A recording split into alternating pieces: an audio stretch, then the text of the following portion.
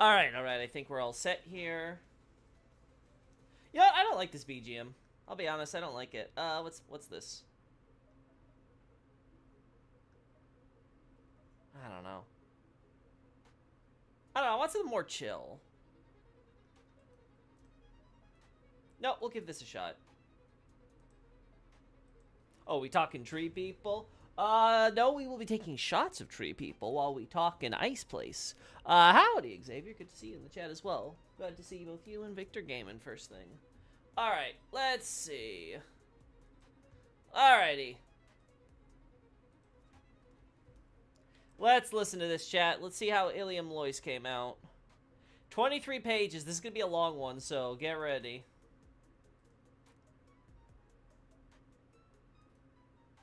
Alright. The legacy still burns. There we go. Before founding Ilium Lois, the Ivory... Oh, whoops. My bad. My bad. This is what I get. Alright. Alright. Alright. Before founding Ilium Lois, the Ivory King was Faraz's most accomplished knight, explaining why he possesses a soul rivaling other powerful kings. While the king's name is forgotten to history, he no doubt participated in many battles for his nation, earning him the pinnacle of elite status for a warrior. And after all those victories, he left his homeland to establish a kingdom in the far reaches out west.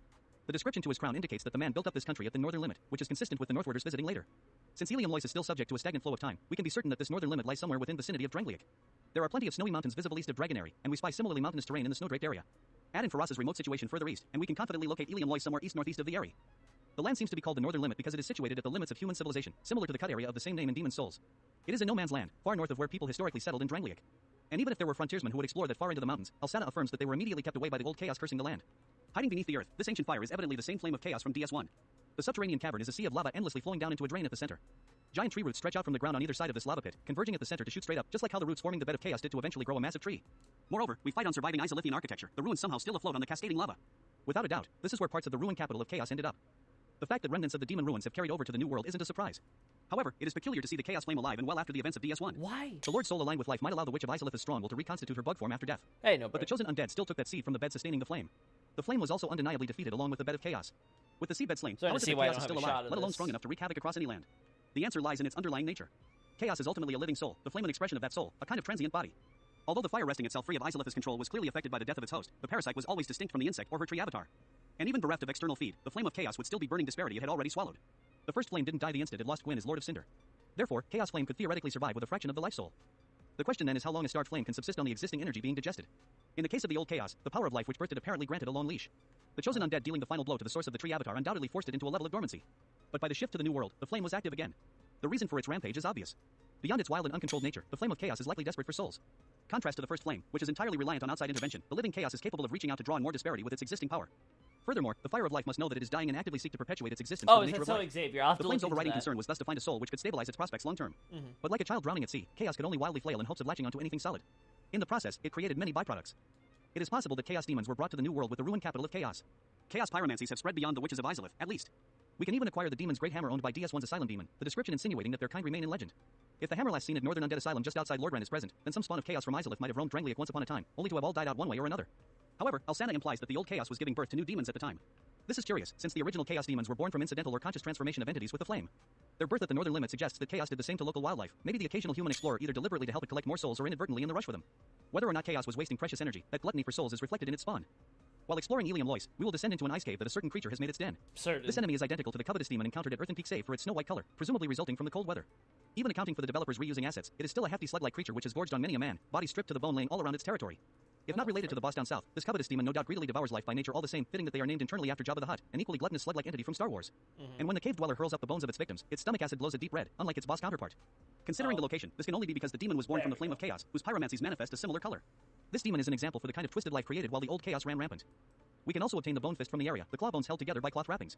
The English description says that it was salvaged from a malformed creature, but the Japanese terminology is more accurately a grotesque, entities who possess a form different from the norm and typically repulsive. Fans of DS1 may recall that life influenced by chaos were also described as grotesque, and these bones allow the wearer to fight with superhuman strength akin to the heftier chaos demons from that game. What local beast would possess that kind of power if not thanks to the flame-twisting life? Indeed, descriptions to various weapons reference grotesques generating from chaos, so there is no doubt that the bones belong to a demon born of anarchic fire. Likewise, ice horses in the snowfields outside Ilium Lois possess the bone fist, insinuating just how widespread these demons once were. But despite a horde plaguing the land, the flame of chaos was not as destructive to the land itself. Full-grown trees exist in Ilium Lois, the former wood evident from the witch trees roaming about. Specifically, these intelligent humanoid trees linger in front of the ice cave, perhaps curious to study the life denning within. Their specialty is soul sorcery. Nonetheless, the description to the branch of their magical bodies they wield as a catalyst claims that they wander forests. Oh, sorry, chat. I need to find the screenshot now. Because now it's disappeared. Like, what? What? How this armor started a rumor. I'll have to look into it then to make sure. Thanks for telling me, Xavier. See, this is why I like doing this stuff with you guys publicly, chat. Okay, so that's the thumbnail version. Where the hell is the actual pic? Did it somehow get I bet you it somehow got deleted. 1 second, chat. I swear. Driving me crazy. Also, let's, where are we? Roaming about, specialty soul source. Yeah, we're, hilariously, we're at the tree. Let's actually, let's restart this here. Let's restart this with the trees, ironically enough. But despite a horde plaguing the land, the flame of chaos was not as destructive to the land itself. Full-grown trees exist in Ilian Lois, the former wood evident from the witch trees roaming about. Specifically, these intelligent humanoid trees linger in front of the ice cave, perhaps curious to study the life denning within. Their specialty is soul sorcery. Nonetheless, the description to the branch of their magical bodies they wield as a catalyst claims that they wander forests. The tree's prevalence in the dark chasm of old indicates that this can be any forest in Drangleic, but that makes the sheer number in Ilian Lois all the more significant. Moreover, the snowy cold which now characterizes the area is what made it a lifeless world, implying that it was full of life before then. That a kingdom could be established means that the land was at least livable. Even underground, the damage from chaos was fairly limited. There were still water reserves for Ilian Lois to build a fountain on a small mountain. It is obvious that flame didn't devastate the surface. In short, the flame of chaos remained mostly confined to the deepest reaches of the lower world, only maybe occasionally flaring out to the surface. Even these flare-ups might have been a boon to would-be settlers. The ivory so heavily associated with Ilian Lois refers to a white or exclusive to the land. Admittedly, this white metal hues genuine ivory in one instance. The unique color is apparently because it contains souls which, when unleashed, can form a blade extending a weapon's... Oh, sorry. Had to close this again.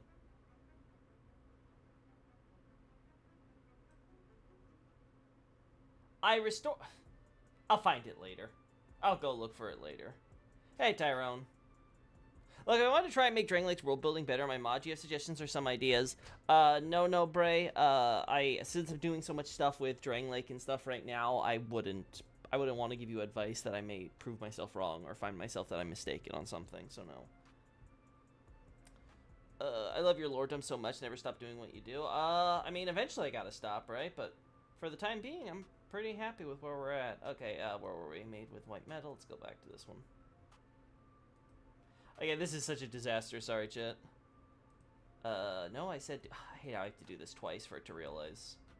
Armor made with this white metal is also magic resistant by far, which makes sense if it is soul metal versus soul sorcery. There we go. When factored with the location, this may be another byproduct of the old chaos, some of the souls it burns becoming infused into the land like embers. Alternatively, souls already lacing the land helped feed chaos, explaining why it has remained relatively confined to the northern limit. Oh, sorry. Confined to the northern limit. Yeah, for soul. Okay, yeah, it's basically the next paragraph, so. Whether the environment was shaped by chaos or shaped its behavior, life was still coming in contact with the flame and becoming twisted monstrosities. Now I can see you guys. The victims' wills were in all likelihood compromised by its influence, the flame outright puppeteering those it subsequently consumes. Its desperate desire had most likely made them mad with hunger. These ravenous demons were what kept people away, the large club on one skeleton and the surviving demon's lair suggesting that only primitives would dare wander into this land carelessly. Outside of humans, only the local wyvern seal would what is all this bone fossils also bullshit carried by I'm the ice horses hitting to their frequent clash with the chaos what demons. Is the fuck but for is however all long this dragon shit? and demon territories came into conflict, nothing would change so long as Why the would old I chaos want all continued to this afflict the crap? land. It is only Go after the away. Wyvern I came miss by the that old changed. one so much. As typical for Pharasans, the king spent his younger years in battle, cultivating a soul surpassing that of most heroes. This soul worthy of a king speaks to his storied career with a sword but little else. The only other detail to glean about his personal life is that he collected 7 beasts as pets. Although we can only meet 3 of them, they all appear to be tigers with fangs of saber-toothed cats. On top of size and strength, maybe. they also prove immensely intelligent, capable of understanding speech and manipulating magic. The mark Each of the 3 refers is to worthy the of eye their of the individual boss soul. priestess, Snowbray. Furthermore, the tiger is historically considered king of the beasts in Asian countries like China. It's just so the pet telling you, certainly demonstrates hey, strength for a monarch. you don't have the eye. However, Go look where for and when did that. he acquire them? Given the apparent struggle to survive with chaos running rampant, it is hard to imagine them roaming the It's a northern really limits. awkward piece Perhaps the of species is native to exposition. Pharasa, the country's rising star taming the 7 to support his career in battle. If so, it is easy to imagine how this scenario came to pass. Recall Pharasan warriors' vigorous hunting culture, wearing pelts of animals they defeated as a badge of honor. Knights may have Maybe. exterminated beasts causing problems for the populace, alternatively, it was recreational. In either scenario, the future king likely set out to hunt the mighty tigers wreaking havoc in the 1 area, second, bringing I'm the 7 gonna home to move parade this. as trophies. Now we gotta Having move clawed their way this to the top around since birth, because... knowing defeat earned the cat's respect. The knight unambiguously sat above them in the There food we chain, go. similar to how Artorias, the indomitable knight of Gwyn from DS1, befriended the Grey Wolf Sif. The felines weren't interested go. in learning swordplay, but they did want to follow his lead as the alpha male. And whatever the particulars, they all became his fiercely loyal pets, willing to carry out his orders long after they were free of his punishment. Yep, That okay. strength would serve him well in his regal capacity. Pharasa's greatest knight became king when he came to the land and successfully contained the power of the chaos flame. As Alsana relates, this was accomplished by offering his mighty soul to the old chaos.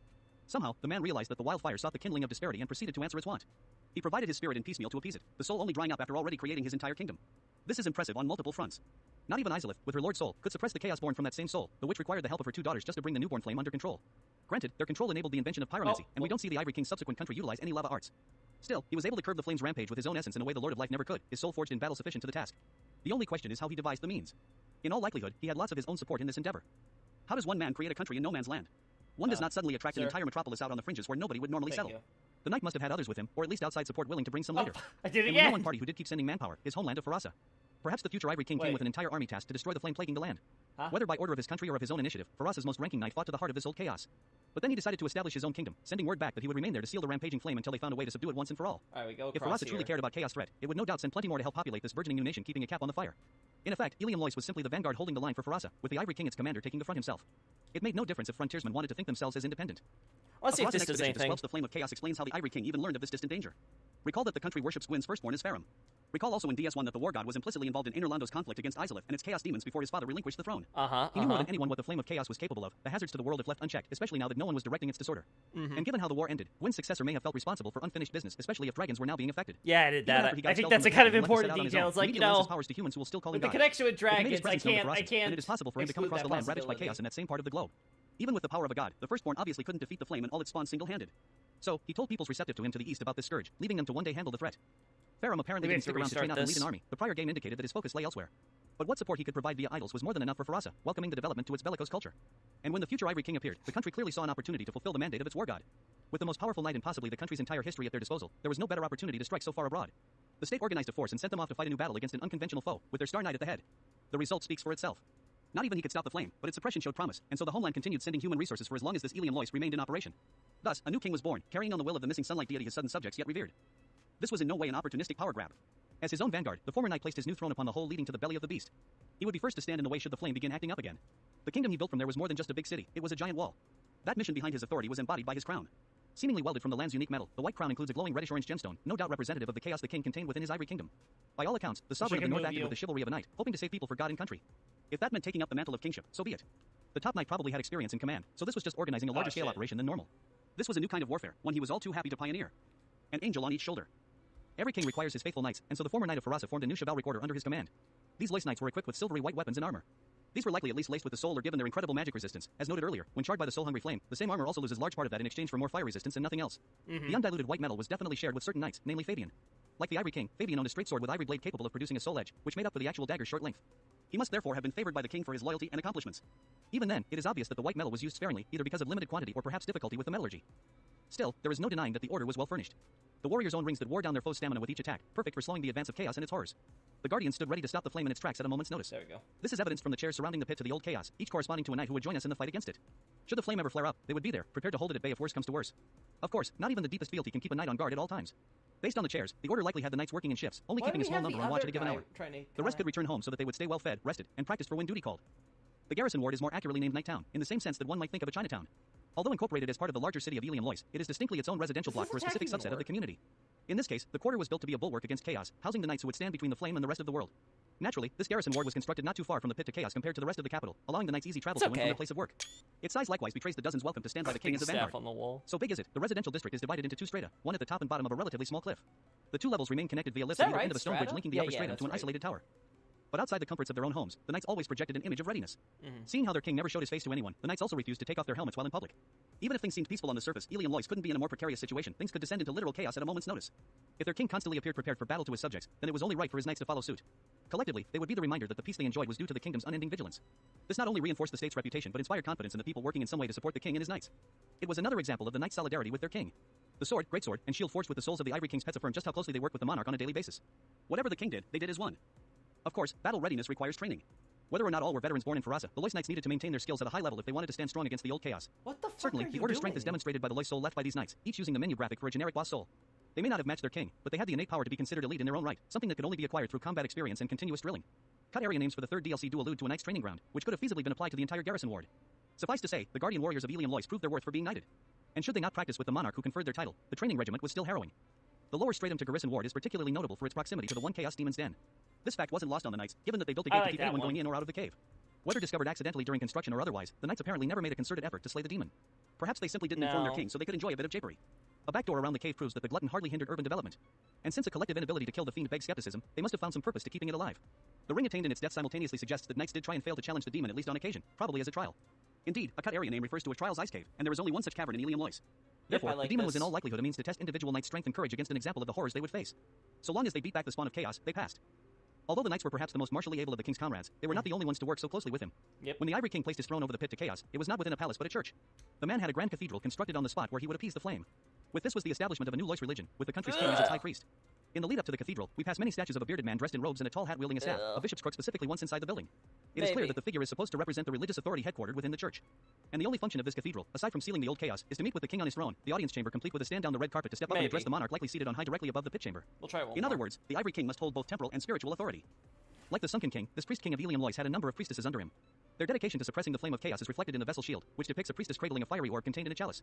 From the slight heat the shield emanates, that glowing orb embedded in the metal may be an actual fragment of chaos, which fits with where we find the shield inside a chest within the Grand Cathedral. If they were investigating the means to bottle up the great flame beneath their feet, that might explain some of its powers. Really? Regardless, the shield empowers various physical and mental stats conducive to combat, dramatically enhancing the wielder's strength and dexterity in particular. The meaning behind the shield is thereby obvious. They were core to the defense against the old chaos, both as its primary sealers and the knight support. The priestesses also kept retainers in their employ. These women garbed in hooded robes were attendants serving the holy women's every need. Being women themselves, they likely doubled as priestesses in training, the apprentices learning from serving their mistresses how to perform the rituals and prayers among other things. This would explain why we see many attendants conjure magic with catalysts, the beginnings of their future repertoire under their seniors' tutelage. Both priestess and retainer were probably a common sight at the Grand Cathedral, Damn it. providing the Ivory King with all the support he required to appease the flame of chaos. However, this religious palace was not their only facility. Item descriptions and the localization assert that the retainers belonged to the cathedral city, giving the impression that they Could've referred been to better. Ilium Lois as home to the Grand Cathedral. I screwed However, that up this by cathedral city falling. is church town, the same as how the garrison ward is night town. The term is shared with the cathedral ward in Bloodborne. The I found that description one. associating them I with the found that entire Lois detail capital, but their own funny. I was quarter like, declares wait, operated haven't from I, within the capital. haven't I seen this And term based on the already architecture, before? this And I'm district like, refers to the collection of yes, buildings I with did. Gothic spires next to the garrison Bloodborne. ward. That more lavish section is also where we find the skeleton of the first priestess laid to rest on an altar, so it makes sense for this to be their facilities. It even presents a shortcut to the Grand Cathedral, which bears the same spires. It is all interconnected so that the clergy women can effortlessly perform their duties. What the fuck That being were said, you the just clergy might have been doing more there? widespread than just the one district. The local bonfire identifies the Grand Cathedral as the main church, Really? which opens up the possibility of more. There To we compare, go. Cardinal Tower at the Forest of Fallen Giants is similarly dubbed the main tower, for Drangliax Fortress, which maintains no shortage of towering structures. And when it comes to Ilium Lois, we do see a large building resembling a church in the cityscape off in the distance. Since it is impossible for us to explore the wider capital where the ordinary citizens reside, it may be that the clergy divided themselves between There their we chief go. duties to the king at the cathedral and their secondary duties disseminating the faith to the common folk. The citizenry would learn the essentials of chaos and their reason to stay and fight, inspiring morale and social cohesion. In the end, the kingdom needed the people's confidence to support the Ivory King as builders, blacksmiths, traders, and more. Only by working together would they quash this evil beneath them. Because of this, it is likely that precursors to both factions, knight and priestess, were present when the Ivory King established his link to the flame of chaos. The former Yeah, I helped him agree, fight through the demons Tyrone. to the heart of chaos, the latter devised the means to quell it with his soul. Like I Now said, they if form Dark the Souls 2's backbone of his biggest new problem, government. it's a Dark Souls With their game. support, Farasa could trust in the Ivory King's plan enough to commit more human resources. And given that the first priestess is shown dead, rotted away on an altar long after Ilium Lois's collapse, we can infer that this investment lasted for many decades. With no obvious dangers to her duties, the priestess in all likelihood died simply because she was first, the original member who initially performed the sealing rituals and trained younger women in her ways to expand the priesthood. After a long life of prayer, the oldest holy women passed away peacefully. That's good. And during that time, the Ivory King, holding both temporal and spiritual spheres, fleshed out his kingdom into the extensive metropolis we see today. Stand proud in strength. As the metropolis was built up, so too were its defenses. The cityscape is divided by a web of walls separating the areas into yet more districts. But iconic to Ilium Lois is its massive rampart, the castle wall stretching far around the front of the capital. Besides protection against hypothetical invaders from the south, the wall serves to keep the grotesque monstrosities the old chaos generated in, though leaving the back of the city exposed does seem to undermine this intention. Perhaps this kingdom in northern Drangliac lacked concern since the demons would inevitably be stopped by the sea soon enough. Putting the wall's extent aside, it was impractical for outsiders to enter from anywhere but the front. Access was facilitated by a viaduct. How far is impossible to infer from the bridge's current state of ruin. It also diverted to a secure tower regulating access to the teleporter to the Shrine of Winter, so they were conscious of possible visitors from the south. Still, the metal doors prove that any access point was strictly regulated, as much for their own protection as Lois's safety. I should say altar, Indeed, maybe. the key to enter the bridge instead tower is a stone ornament teleporter. modeled on a flower fully blossomed. Maybe. Impressive as the ornate item is, the blossoming flower has been symbolic of fire since DS1. While this has normally concerned the first flame, in this Yeah. case, it likely relates to the flame of chaos. Anyone who wanted to enter Ilium Lois needed to know the risks first, to always remember the flame the Ivory Kingdom was suppressing. The floral imagery is also present at the pit to chaos, roses decorating both the archway we pass through to enter the pit and the night surrounding chairs. Every rose has its thorns, as the saying goes, and nothing was a pricklier rose than the old chaos. Therefore, the flower undoubtedly came to symbolize that, no matter how beautiful the Ivory Kingdom founded upon flame might appear at first glance, there was always a threat lingering just beneath the surface. The symbolism extended beyond just flowers. To highlight Ilium Lois's security, even the main gate to the capital is apparently made of the local white metal, though the actual gates look identical to every other dark blue door we encounter in the city. Yeah, that's a And whether or not problem. the metal is used to project their place as chaos gatekeepers to The the world, Ivory the city Gate! fulfilled its promise to be a bulwark. The Looks outer like wall was every reinforced other with inner gate ramparts here. in certain areas, specifically behind the knight and church towns. Both were the pride of Ilium Lois. If chaos came to their doorstep, they were expected to give it the hardest time escaping. And naturally, such walls were staffed with soldiers to defend them, some more elite than others. Operating from the walls of the capital stand guard the rampart golems. Despite the choice of English verbiage, they are not golems at all, but simply wall defenders, in clear-cut reference to their duty. We can be certain that there is a person inside the armor because of their ability to drink from an Estus flask, even assuming that an empty suit armor could benefit from the heat of undead bonfires. Why would it own a bottle? The bizarre translation is due to a misunderstanding. Can't use of the Hush to descriptions take that are that unique shot, equipment. Loki. The It's local not origins it's the not Ivory King sound. I gave them don't life instead of a think. command. I think it's This just is because both life and proximity. command share the same kanji. Alsana herself uses the terminology when describing both the warp life spawn from chaos and, in cut dialogue, the king's order which his pet Aba carries out. Aba being given a command is repeated in the eye of the priestess Japanese description, so it is obvious that From Software intended the same for the defenders. The Ivory King didn't make golems but assigned certain warriors to defend the ramparts. Outfitted with full suits of armor worthy of knights along with shields and lances, the wall defenders were prepared to hunker down against any adversary. They also weren't restricted to the castle ramparts, with defenders also stationed at certain towers connected to the knight and church towns. Given the similarity to the spires in Churchtown, these buildings may have been some kind of shrine or tower of prayer, their isolation allowing for quiet meditation. And because Lois Knights currently occupy those towers, it is reasonable for the city's living ramparts to safeguard their contemplation. This betrays the hierarchy still in place. Whether or not the defenders can be considered knights, they were definitely subordinate to the Lois Knights, serving more closely to their Ivory King. The soldiers also worked closely with the clergy. We can loot a priest's chime from a corpse at one of the inner walls. A chest in the lower garrison ward likewise stores boltstones, another in an outer rampart tower securing splintering lightning spear. Having originated from Farasa, it is no surprise that Lois clerics developed a variation on the Firstborn's lightning spear miracle to share with the faithful warriors defending the walls. Divine power was needed to help halt the march of chaos, as it had before. Yet the vessel shield boots not just faith, but intelligence too. This betrays Churchtown's role in cultivating sorcery along with miracles. The retainers themselves perform sorcery with staves.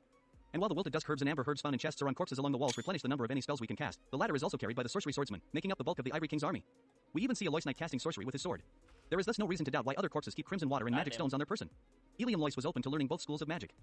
Sorcery's importance is emphasized by the ring of resistance found on a corpse in the same inner wall as the priest's chime. The description would normally indicate that the magic item was crafted in Oliphus. However, its name is actually the Ring of a Resistor, appropriate for a local soldier stationed on the walls to resist the old chaos more so than a random contemporary of straight visiting from afar. Put simply, the ring in this context is most likely a product of Ilium Lois. That someone independently invented Strade's masterpiece speaks to the richness of Lois's sorcery culture. The country certainly made as many strides with sorceries as they did with miracles. Soul Flash is named for quickly brandishing souls in the caster's immediate surroundings. Flashing the spell requires the souls be kept at a minimum for a small radius, hence it is more self-defense than damaging foes. But it is easy to see why Ilium Lois in particular conceived of such an unconventional sorcery. Their entire culture was defensive-minded. This reflexive defensiveness is obvious not just from their reliance on walls but even their choice of weapons. The common soldiers wield either rapiers or spears and shields, weapons which are designed for poking at opponents from a safe distance. In fact, it is in Ilium Lois where we can acquire the winged spear, an otherwise generic weapon easily obtainable well before we can explore the Frozen Kingdom. The reason for the developers making it available is evident in its description, which highlights the longer handle for further reach with attacks. Warriors of Lois were always thinking how to safeguard themselves, whether that meant attacking across greater distance or shoring up stronger defenses. This makes sense in light of their archenemy being a flame that can twist life at a touch. Being a wall meant more than just being strong but being smart with that strength. Sorcery opened up their ability to think smarter, and it led to spells more outside the box than traditional, straightforward sorceries. Not everything was an option for them. Pyromancy, for example, never found common currency among the warriors despite proximity to the flame which inspired the art. It is clear that they didn't want to employ fire the same as how the Izolithians had. The flame of chaos may have been the source of their white metal, but they didn't long for its power in the way a pyromancer does. At most, the priestesses collected small pieces of the fire to embed into their metalworks like gems. However, that in itself might indicate the guardian's willingness to utilize fire's power to their own ends. The fire clutch ring is stored for safekeeping within Churchtown's inner rampart. Assuming that it wasn't confiscated from a daring visitor, someone there was at least hoping to employ flame more directly. Wait, am I crazy? Long-term, Ilium Lois might have envisioned the flame of chaos as a great resource for the kingdom once they figured out how to fully control it, as the Witch of Izalith did. But even if this was never the plan, the country did explore such options before ultimately discarding them. Although not immediate obvious from its English description, the Ivory King collected a number of weapons he would subsequently seal away as taboos, including the curved Nil Greatsword. The reason is because its ominous blade is comprised of stone, wood, and souls. But there are plenty of weapons possessed of one or more of these materials, so why forbid this one especially? Perhaps because of the effect of their combination. The Nil, or Nihility, in its name likely references Kamasu, a wandering sect of Buddhist monks who travel great distances playing music as their method of annihilating ego on the path to enlightenment. This reflects the blade's strength corresponding to the length of the adventurer's journey, but even its description recognizes caveats to this claim. After all, in-game, this is expressed not by the number of steps we take on our journey, but by restarting that journey in NG+, the red aura we emit while wielding the sword growing alongside the blade with each subsequent rerun. Putting game mechanics aside, such power could only manifest from these three materials together. The stone and wood by themselves seem unassuming, if unconventional. However, the text posits that there is something qualitatively different about the soul, though it is apparently subtle. The sword certainly doesn't manifest any magical enchantment or elemental power. And when it comes to combining rock, trees, and souls of a differing variety, what springs to mind is the transition from the Age of Ancients to the Age of Fire. The curved Nil Greatsword more or less embodies the state of the world during that moment, dominated by grey crags and archtrees just as newborn disparity began adding color. In other words, the unique soul may well have been taken from the first flame before it began to fade. We do find Twinkling Titanite and Petrified Dragon Bone stored in the same Churchtown inner wall as the curved Greatsword, so there was an interest in stone and light's age-old history at Ilium Lois. Whoever crafted the weapon, it was this insight into the world at the beginning that attracted the Ivory King's attention. And it is that microcosm which gives the sword its potential. The stone and wood, of course, are the most primal matter as disparity first brought emotion to ends, so are theoretically at their strongest in nil beginning. Returning to zero also benefits the soul of fire, though for different reasons. There's something we, wrong who are on the here. path to link the fire and have in all likelihood done so after finishing our journey, would arguably be enlightened individuals who put our egos aside for the world, which only increases as we continue journeying through NG+ and beyond. This loss of ego perfectly resonates with the state of the universe before flame, when there were just stone dragons and trees in an equally rocky earth. And more practically, our single character's repeated fire linkings across multiple playthroughs continue to strengthen the first flame by adding a larger and larger soul to kindle, which can theoretically resonate with the stray soul from flame imbued in the curved Nil Greatsword.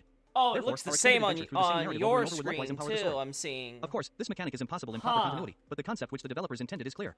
It is no surprise then that the Ivory King forbid a weapon which is, at best, deadweight, and at worst, a free source of fuel and lava for the flame of chaos. Maybe it would have potential during the relatively brief window after someone reinvigorated the first flame, but the Ivory King never seemed to have that fire or the Throne of Want on his radar. As is, it was something to seal away in case he ever did find a use for it. This was probably the case for many of the taboo arms, each showcasing some debilitating downside that ultimately made it not worth the risk in the king's estimation. He could not find a surefire way to end the old chaos. At the same time, the fact that he could afford to make these searches sure to span far and wide is proof of his kingdom's success. Ilium Lois has quickly grown into a great nation, its remote location not stopping the country from integrating into that wider world. Inside and out. Because the Ivory Kingdom didn't confine itself to its walls, the country's dramatic rise was guaranteed to garner attention from the New World. Indeed, based on the items we can acquire, Ilium Lois has been visited by people from various lands. Moreover, these constituted more than just the passing trader. While some of these visits assuredly occurred after the Ivory Kingdom's collapse, several countries are also no doubt responsible for saving the Ivory Kingdom from total obscurity during its heyday. The largest thanks are owed to continued contact with Farasa. Once the new kingdom stood on its own, the perpetually warring nation's biggest contribution was regularly sending its sages on the arduous journey north. The wise men who proved their resilience and looks endurance right. despite sorcerers' stereotypically weaker constitutions were welcomed into Elian Lois. Sages like Azal probably then spent their visit teaching the garrison sorcery, hence why they were revered as Faram's agents worthy of commanding their own troops upon their return. By helping develop the Northern Kingdom's sorcery culture, the sages furthered the war god's desire to see the old chaos vanquished.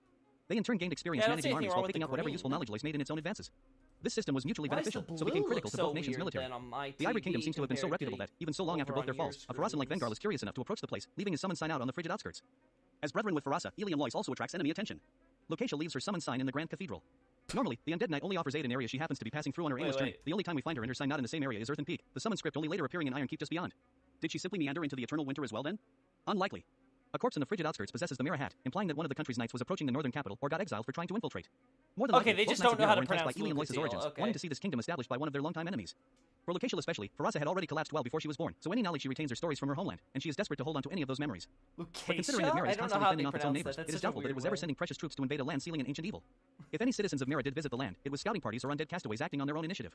The Sacred Knight Orium is a curious character. Despite the name, he never uses miracles or particularly holy magic, and his invasion at Elian Lois precludes moral fortitude to his piety. The only other clues are his actual equipment. The invader wears armor from the Drangliac set along with the ruler's sword, but his most notable pieces are the Mirror Shield and Benhart's Knight Helm. The shield is proof of a Mirror Knight's strength and willingness to die for his country, and Benhart scavenged his armor from other places in his travels, including Mira. Therefore, Orium may well be a knight from the land famed for its holy spring. And that divine power appears to be his obsession. After invading, Orium immediately hides among barrels in the ramparts, presumably using the silver talisman stored in abundance within a nearby chest for his disguise. Yeah, that's gonna be The silver weird. talismans are simple protective charms using sorcery according to their Japanese description, found in few number all across Dangliac, many sold by Chichigran as part of the Brotherhood of Blood for their utility to invaders, as Orium demonstrates. With its emphasis on sorcery and self-defense, it is no surprise if Elian Lois produced such unconventional magic amulets for the soldiers. But recall that mimicry magic was the specialty of solely Olasilian sorcery in DS1, which utilized the same golden light at the heart of miracles. Such sorcery could thus be considered holy, and Drangliac priestesses do carry the silver talismans on their person. This must thereby be an example of the sacrality that the invading knight lays claim to be a part of. Like Horus of I Yugo, don't see Orium's name anything obviously here. draws from Aurora combined with the Germanic suffix for home, making it essentially mean the home of ethereal light. Perhaps the Holy Knight hopes to snatch all light magic for himself despite his evident lack of faith or intelligence. As a Knight of Mira, he has come to the fallen Farasan colony to rob it of that holiness unworthy of it, unlike his nation which safeguards a holy spring from ancient times. In fact, if his desire is simply light, his ultimate goal is possibly to free the flame of chaos and take its sealed power for himself, which would help explain why he is targeting the ruins of Elian Lois versus Heidi or Shelva. Should he care not for the old chaos, there is yet plenty of holiness to be plundered.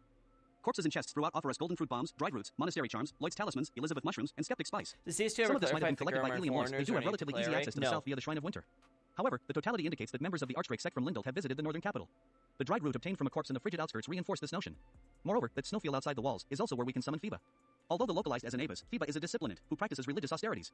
From her mix of female saint and priestess attire, she is a cleric, her devotion manifest by her wide repertoire of powerful miracles.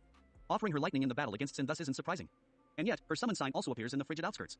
This suggests that some sacred purpose drives the woman to approach the land the same as Vengarl. And if she has motive, then any god-fearing pilgrim might. If nothing else, Phoeba's example showcases that countries like Lindelt have an intrinsic interest in Elian Lois. It is easy to see why. If Drangliac is a holy land, then the old chaos is a blight upon that land to be exorcised, no different from sin. The Ivory King thus did other branches of Aner Londo religion to serve as sealing the flame in the name of Farum. But with chaos persisting beneath their feet, it would behoove supporters to contribute to the cause. The chime of want which Phoeba employs might speak only to her personal craving to see the great adversaries of the faith vanquished. But if she is reflected of the most devout clergy, then others have perhaps come before her in the interest of potentially assisting to end the chaos of Izalith once and for all. Whether or not this amounted to much, their presence was appreciated given the number of items associated with such pilgrims. Their interactions might have even assisted Elian Lois in other endeavors of religious import. Evil be gone. As the Ivory Kingdom dragged on, it inevitably had to contend with the undead curse. Their solution was stereotypical. Hollow prisoners loiter together at the outer walls, absent-mindedly waiting to be shuffled into the exile chamber. Although now in ruins, this special room built into the rampart still maintains a number of coffins we used to slide into the frigid outskirts. A few levels down, a lift inside the rampart holds the same coffins for ease of transport to the higher stratum. Though the lower lever to the lift has since been inconveniently broken, undead in coffins were apparently regularly brought up the outer rampart, where they would stuff inside and haphazardly dumped outside the walls from the select area. We do find bright bugs within a chest in the rampart tower just across from the expulsion chamber, perfect for pacifying unruly undead before expulsion. It is also easy to imagine the kingdom collecting the insects when the undead crypt is also situated at the northern extreme. Nonetheless, the city had no intention to transport their curse to the mausoleum. As demonstrated by the wall defender overseeing them, banishing the hollows was managed by the knights. We require the garrison ward key to open the expulsion chamber. Crop it. The description mentions opening doors to Night Town, but this is inaccurate, as the only door it unlock is the chamber on the outer walls. Even if the wording is an oversight by the developers, it is still found at the garrison ward and thus indicative that the banishing was an extension of their guardian duties, hence occurring on their side of the walls. If anyone in the capital didn't stay dead, the knights would round them up, their final rites to be sealed inside a metal coffin so they couldn't escape burial on the far side of the walls. Once dumped, the undead were left to wander the fields. But we see several ruined buildings dot the landscape, a wall defender active at one. These are likely satellite facilities the knights operated to monitor the undead in case they needed to signal the capital. Can't be too careful with a growing horde of undead, even outside your walls. The facilities also ensured the curse didn't wander too far off the hunting ground. According to the descriptions of their souls, the Ivory King commanded his pet Slud and Zalan to grant mercy to the exiles. From their boss battle, we can infer that he referred to the mercy of death. This might be easily accomplished if the exiles include ordinary criminals, but with undead, this reliably meant repeated slaughter at the hand of the saber-toothed cats, tearing the cursed limb from limb. The tigers also didn't distinguish between the sane and hollow. Among the corpses we can come across in the frigid outskirts, one possesses the ring of the living design constantly pierce the flesh so as to make the wearer constantly self-conscious of their own state alive. This has the added benefit of making us retain our physical visage even as an ethereal spirit, but it also theoretically benefits undead who wish to remain conscious of mind out on their own in the fields. But to Eliam Lois, it didn't matter if you were still sane, you remained a threat. And so, countless exiles were hunted down over and over until they were neither sane nor still living. Yeah, look at that. Not all were helpless prisoners, strangely enough. We encountered 2 exiled warriors among the undead in the field. One of a Farum Knight dual-wielding a puzzling stone sword and longsword along with 2 Avalons. The other is of less discernible origin. His mix of hardy equipment for comfier travel could apply to any visitor to the northern limit. His most recognizable piece is the Archdrake helm, so he may be some kind of knight from Lindelt. However, he also dual wields, relying on the Mastodon halberd, ruler's sword, and lion great axe alongside a shield. He may therefore be one of the more unconventional knights of Farasa. And wherever either hails, they both were undeniably visitors banished with their equipment, allowing them to fight back out in the wilderness. The added threat certainly explains how Zalan's face got so seriously injured, the tiger refusing to even enter battle until Lud is clearly unable to handle us without the help. Still, their survival betrays their track record. The king could trust his 2 pets to handle the undead problem on his people's behalf. Overall, the Ivory King had a strong handle on the undead curse, deploying his knights and pets in this systemized extermination. With how crucial it was to stand firm against the foe beneath their feet, they couldn't afford to succumb to the enemy within their hearts. Rather than risk a messy battle inside the walls, he prioritized removing the immediate threat and then responding with extreme prejudice, slowly grinding down the ever-increasing number of undead as they trickled in. Clocky. So long as there wasn't any mass casualty event, Eliam Lois never needed to divert their main focus to the dark sign. The old chaos was forever their front and center concern. Okay. Indeed, this deliberate distraction to flame allowed many kinds of dark to slip in unnoticed. Black Queen's check. As Alsana herself admits, she is a fragment of humanity born of Manosphere. Because of this, she was constantly afraid for her continued existence even when lacking a clear identity of her own. The woman was just a small piece of a dead man, fortuitously came to life after so many years. What if it simply fizzled out? That fear of losing the life fate granted her consumed the spawn of dark. When her sisters went their separate ways, craving powerful souls for their nature, Alshana, too sought after one, hoping to assuage her fears by standing beside someone mighty like a shadow. She eventually found that security in the Ivory King, acquiring for herself a place by his side at the end of her wandering. Item descriptions note how suddenly she appeared in his life, becoming part and parcel to his day-to-day as if that was always the case. Taking on human guise, she had earned the king's favor and become his queen, just like her sister Alana. This lines up with her profession. While Alsana is described as the Silent Oracle, the Japanese term is the same as the Priestesses of Lois. In other words, while not the first, she is probably the effective high priestess in much the same way as Alana, acting as a role model for the other maidens in how to behave with their priest king she served the closest to. And as was the case in Shelva, the child of dark likely only received this position because she was married to the priest. Of course she her importance is her further conveyed by the bodyguard afforded to her in her clerical capacity. The Ivory King commanded his pet Ava to protect Alsana, a decree made while there were still priestesses aside from herself. The Eye of the Priestess is evidence of this, the peculiar magical device apparently replacing one of each priestess eyes so that they could see the tiger rendered invisible by some magic. When not with her sovereign, she mingled among her fellow priestesses, hence they needed to be watchful before making a possible misstep. It is possible that this needlessly complicated effort was intended to keep Alsana isolated. If nothing else, it confirms that the Ivory King feared someone might want to see their queen dead. It is true that her circumstances could arouse suspicion. The woman slipped smoothly into the core of Lois society by charming the king, becoming untouchable politically and religiously despite seemingly humble origins. What were her contributions before or during her tenure? All she has to offer on the surface is her dark powers. It is easy to see why someone might want to slay this nobody who suddenly sprang to the top of the hierarchy. And if the Ivory King figured out her intentions as she suspects since early on, then the bodyguard might have been intended to keep a distance between this unholy abomination and the kingdom's holiest of women. Granted, that assumes others didn't already know. Corpses around Eliam Lois possess items like the Dark Clutch Ring, cracked red-eye orbs, or the Dark Dance Hacks. The last two are employed by Hexer Nikolai, a former priest of Drangliak if his white crown and robes are any indication. His miracles reveal that he was a devout man to the gods of light, but the description to Dark Dance wonders if the dense humanity dances for joy at being liberated as much for mockery toward the opponent. Perhaps Nikolai felt the common constrictions to men of the cloth, the humanity within him begging to be unleashed. Considering how the text also claims that Dark Dance embodies the extreme end of man's twistedness, his heresy is the backlash of a repressed life. Self-discovery led him to embrace hexing as an outlet, no longer using his powers of sunlight or the abyss for anyone but himself. That harmonious synthesis of both arts may be why he also knows Promised Walk of Peace. Yeah, man. The fact that Nikolai can cast even splintering lightning spear suggests that he has come to the icy north with a power and knowledge frozen in place. With the cleric's pilgrim shield in hand, the hexer explores Drangliak for further power, his chains broken, oddly fitting that his name Nikola originates from Greek to mean the people's victory. Castaway Witch Donna is a similarly eclectic invader.